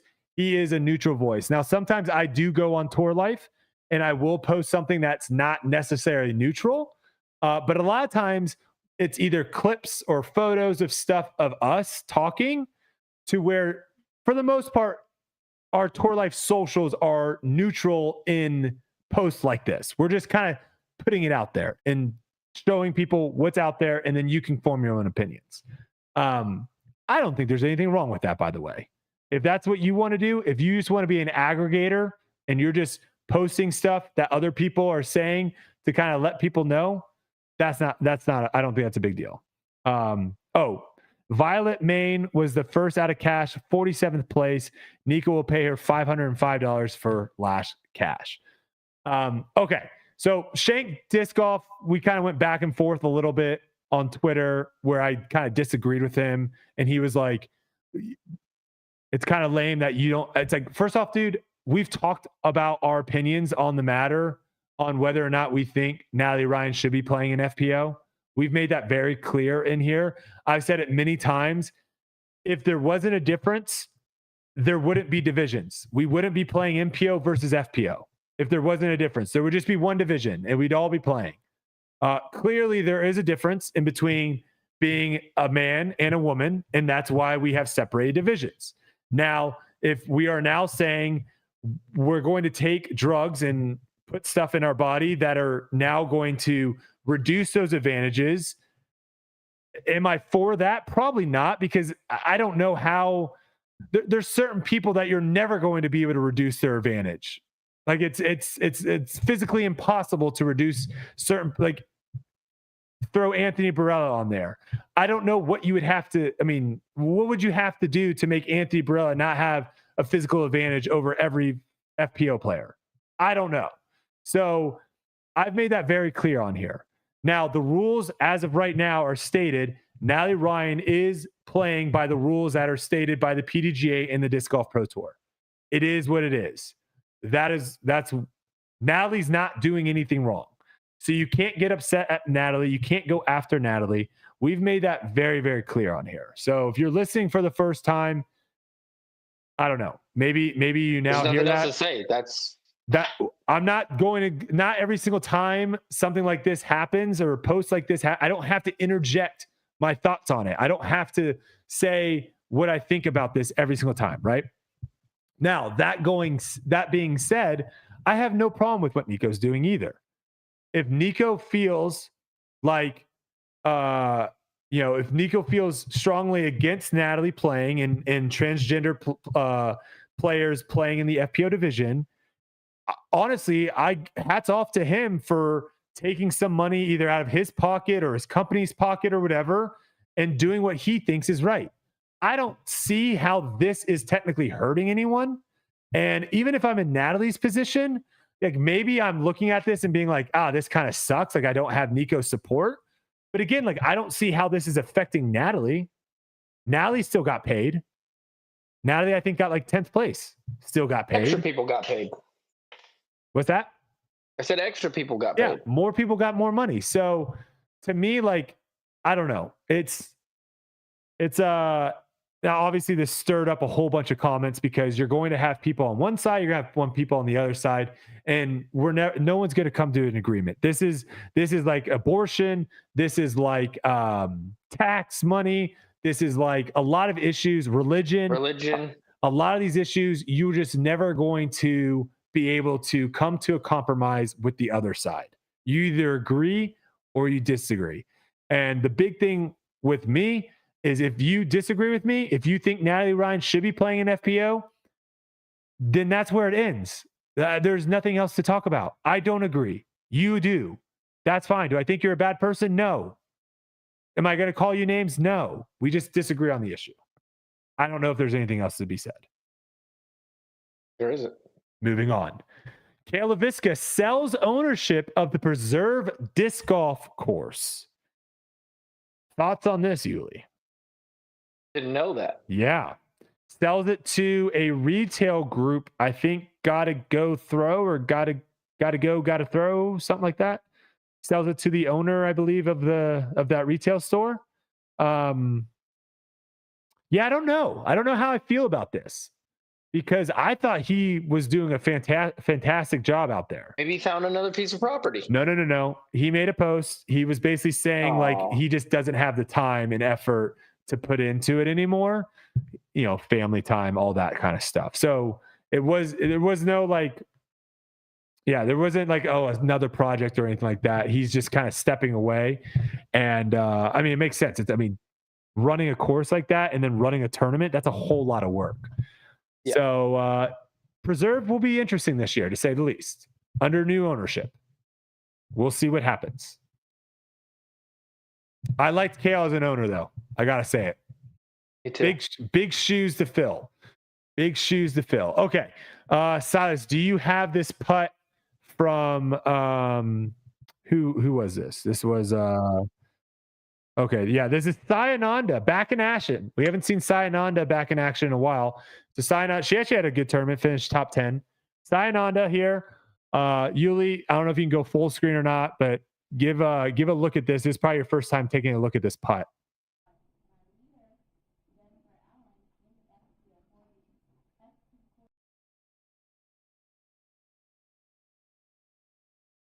do it one more time just in case you missed it. So putting, 5-6 feet into a straight headwind, disc hits chains, back at her, hits chains, and then goes back. Now, I want your reaction on this. This was a post on Disc Golf Fanatic's Facebook page. Ricky Wysocki actually commented on this video. He said, "LOL at all these people saying it's too high. Where are you supposed to putt? The disc the disc went right into the basket. She hit dead center, a foot above the basket. Too high is anything above the band part that doesn't hit in the sweet spot. I had a perfect putt. Nothing else to say about it. Besides, we need to eliminate this from our sport with all baskets." Response, Uli. Agree to a point. Ooh, okay. Go on. I think in a headwind, it is super unlucky. Okay, some stay in, some don't. Okay. But I do not agree with that if there's no wind and your disc goes in at 100 miles an hour and it comes out. Because here's facts. When you're 5 feet away putting, are you aiming for the dead center middle, Brodie? I actually aim a little lower. Oh, why? To keep it in the basket. Okay, that's all I got to say then, right? And that's what everybody does. And if you don't do that, you're silly and you're throwing and you're going to get spit out. I'm almost putting down. Why are you doing that? Because it goes in. Why? It always freaks me out. And I see a lot of it's mostly FPO players, to be fair, but they'll step up to like a 5-footer and they'll just like chuck it into the chains. Yeah. And I get like, if I get to a 5-footer, I'm leaning out to where now my arm has made it to where like I'm 3 feet away from the basket and I'm literally just pitching it into the basket. I'm like really hard. Boop. No, like I'm boop, boop, boop. Yeah. I'm not. That's my only point. Listen, I'm not spin putting that thing in there. Hey, I get it, man. Spit outs are horrible. Yes, but the harder you putt, the more you're gonna have. If you're slinging it into the middle like all the time, like you're gonna get spit outs. The sweet spot is not the middle. I also don't know how Ricky is so good at putting, because I completely disagree with what he said. Dude, how is he so good at putting if that's what he thinks a good putt is?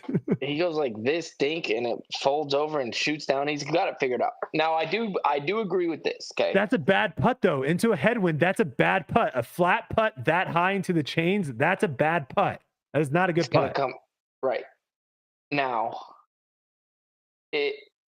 I think this is like probably people will laugh at this, but I've said this before. I think what would be fair for everybody is if there was a sliver like this big. Okay, on the basket somewhere.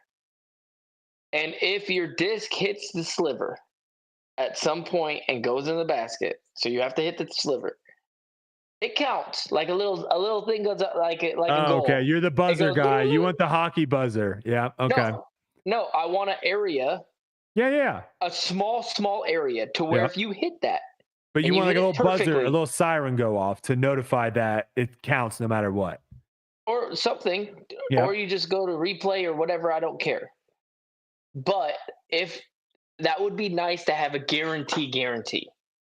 So if you're even on an ace, your ace comes in and hits the sweet spot. Boom. It counts if it hits the nice spot and pops out. Because guess what, Brodie? Yep. If you wedge it into the basket, it freaking counts. Bro. Yeah, hey, you know who came up with that rule? You know who came up with that rule? The great smart minds at the PDGA. You can hit dead center, come out, but you could just wedge them. We have this construction. We have this thing that we built, and you know what we're gonna do? We're just gonna have people throw it in the middle of the cage. It's not even gonna break the plane. It's not even gonna go in the basket, and we're gonna count it because we are the great smart minds at the PDGA.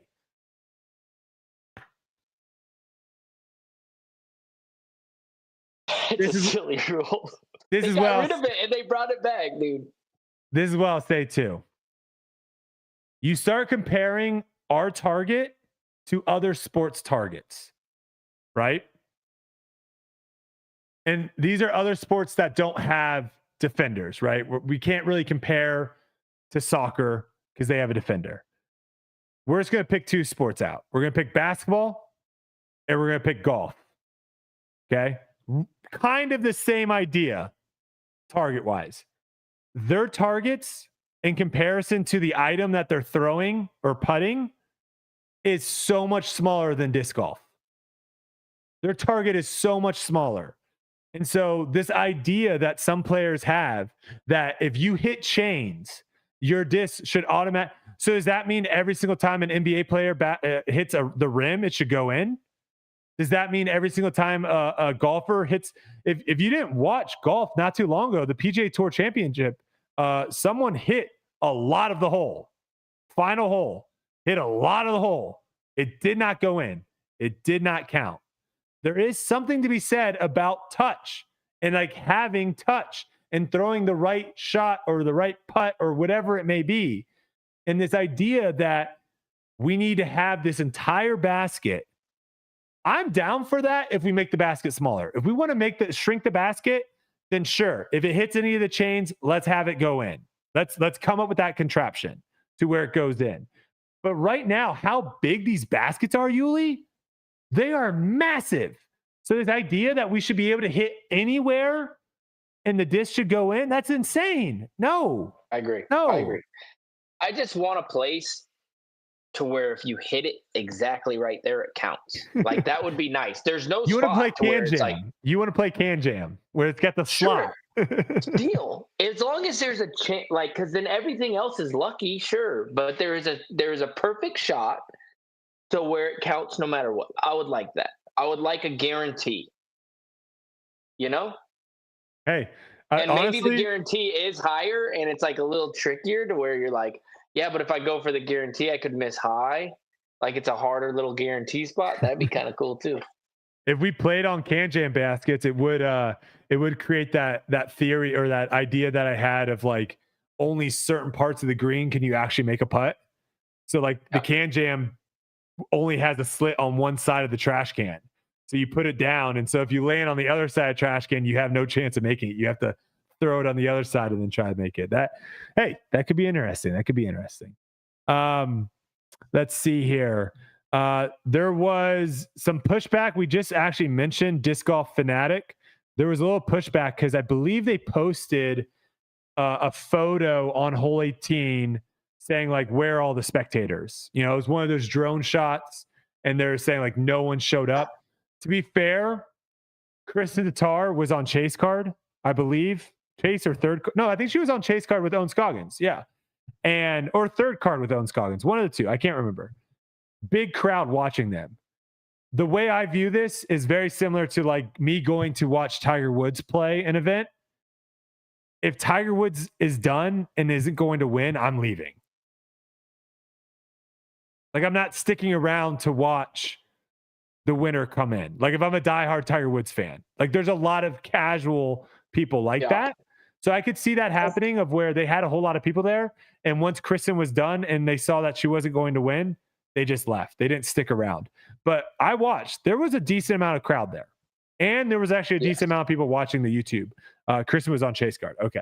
And there was a decent amount of people watching on YouTube. So he kind of said some negative connotation. The TD of the tournament actually responded, basically saying, going on, he made a Facebook post, I guess in, what was this? This was sent to me, Disc Golf Discussion. He kind of basically came back, said we were asked to host U.S. Women's in Texas. That's a lot that went into the reasons why. There's a lot that went into reasons why, but these things don't matter. We took the hand we were dealt and got to work. He went on to talk about that they had 6 courses throughout Austin, the largest U.S. women's event tournament ever, largest FPO field at an event ever. Basically goes on and kind of backs up what he did out there and also what his team did out there. And I got to tell you, Uli, I think what they did is great. I think hole 18 looks incredible. I love the hole 1 with the triple Mando. I think hole 17, we mentioned it earlier. That to me, a lot of tournament directors or course designers or the people that are involved, they just put a basket out in the field and they draw like a painted line and they say this is an island. They actually had like wood railing going all the way to the basket, like they made like a walking path. So the drone footage of it looked beautiful. I mean, it looked sick. So I think he did a fantastic job. So Zach Jansen, you're probably not watching, but maybe someone that knows Zach Jansen, you can let him know that Tour Life over here really appreciated all the hard work that went into awesome. it. Now, Disc Golf Fanatic, he's been known to post stuff before that gets people fired up. This one might have been like him just kind of throwing something out there. I don't know if he thought the tournament was run poorly. The context of it was basically just saying, where are all the people? But there you have it. All right. Wild story of the week here comes from Justin and Jeremiah. So my son Jeremiah and I have been playing disc golf for around 3 years now. We started actually because he saw Brodie playing on YouTube and asked me to take him to play. Myself being super competitive, thought it'd be a fun thing to do, to take him to do. And from the moment he started slinging a forehand, I knew I had to play and keep up with this 8-year-old at the time. 2.5 years later, we are already playing a local mini and a bunch of vehicles parked on the course as it lines up close to a soccer field they were at. My son rips his drive and it flew through the passenger window side of a car and right through the driver's side window and landed safely. Crazy we thought till all of a sudden 2 girls both shot their heads up and look out the car window wondering what the world just flew through above their heads. Greatest and luckiest shot I'd ever seen. He went on to make par, and we are still shooting to get a pro level to get to pro level in the future. So I guess it was just like 2 people in their car, just like chilling. They're like, what? I've actually done this trick shot before where it was a moving car and I threw it through the moving car. So like the driver was like all the way back. Yeah, there was a lot of dents in that car after that trick shot. A lot of dents. Was it wasn't not a first, one take. Wasn't a one take wonder. No. There were a couple of tries on that one. Shout out Subaru, I believe, is who that video was for. All right, let's get to some listener questions here. My AirPods are gonna die soon, so we need to. We're wrapping it up here. I'll skip that one. We'll keep that one later. Let's see here. Johnny Riggs wants to know, have you ever had someone just walk waist deep into water to retrieve a disc? I'm not sure if there are rules against it, but I had that happen, and he left a puddle dripping on the tee pad after the next few holes. I don't think there's a rule against it, man. He's just playing with swamp butt the rest of the round. Yeah, I think you're allowed to do whatever you want. Yeah. Do you wish, this comes from Patrick, do you wish we could get to a point where courses stay the same year to year? Maple Hill 18 Green is a special place. Constantly changing the courses every year seems to take away from that. I kind of like familiarity, create stories, etc. Yes, I wish we get there too. I wish, yeah. I wish we could have a bunch of, at least like 10 of the same every single time. High quality, beautiful tracks. A place that people can be familiar with, to where every year they can make a date of it to be like, oh my gosh, this is the tournament's coming this weekend. I know it's going to be here. Yep. I have my routine. This is what my family does. This is what my friends do. It needs to happen. Yeah, and we're getting closer to that. I think courses are changing because the skill level in MPO has changed drastically. So they've had to make them longer, how to make them challenging. But hopefully in years to come, we'll see courses kind of stay the same. Eagle comes back in April. How good do we expect him to be after such a long layoff? And will his play match the hype of his move to Discmania? This is from Jay Wu. He's going to be amazing. That's for sure. No worries there, huh? No, I mean, maybe a couple tournaments to get warmed up, and then he's gonna do great. Do Eagle things. Phil Hood says, "Hey guys, been listening to you guys since you started the podcast. Appreciate that, Phil, and really loving what you guys do. One person I would love for y'all to get on some point is Jake Wolf. I think he's been a great add during a non-tournament week and have a unique perspective of playing at the highest level with such a unique game. Keep up the quality content. That is a good idea. Jake Wolf would be a good, interesting person just to talk to him, how his practice rounds go, how he attacks holes. Like, he just told us today, this is how his practice rounds go. He'd be hilarious. He's like, yeah, I can't play practice round today. I'm taking 30 minutes on every hole today. Practicing for 30 minutes on every hole. He told you that? That's what he said. He's spending 30 minutes on every hole? Yes. To do what? Practice. Figuring it out. So he's like throwing, grabbing them, coming back, throwing them, grabbing them, coming back. Oh my gosh. Jeez. All right, last question here from Mike. For someone who only throws standstill 300 to 350 feet, how do you recommend increasing distance? Starting to incorporate a step/run up or work on form more? Thanks. Love you guys. I mean, don't those go hand in hand? Form more and steps? I feel like steps would be part of form. You need steps, man. You're not seeing anybody break the distance record without... I guess he's wondering, like, can he throw farther? Can he learn to throw farther by standstills if he's throwing 300 to 350 feet? I mean, I've seen some people throw some pretty far standstills for sure, but I would, if you want to increase that distance, the fastest way to do that would be with a run up. Yeah, and mess around with your run up too, right? There's multiple run ups. You can run up like Corey Ellis. You can run up like Gannon Burr, Paul Oman. Uli, you got the little hop. I mean, there's all sorts of like different styles of run ups. So you got to try to figure out what works one best for you. I would recommend the Power Disc Golf Academy. Go over there. You got all your information you could ever want. And they'll teach you all about the run up. All right. I think we did pretty good there, Silas. We ran through it quick. Let's do a quick Tour Life merch update. While you're pulling that up, Silas, I do want to give a shout out to some of our new Tour Life members tonight.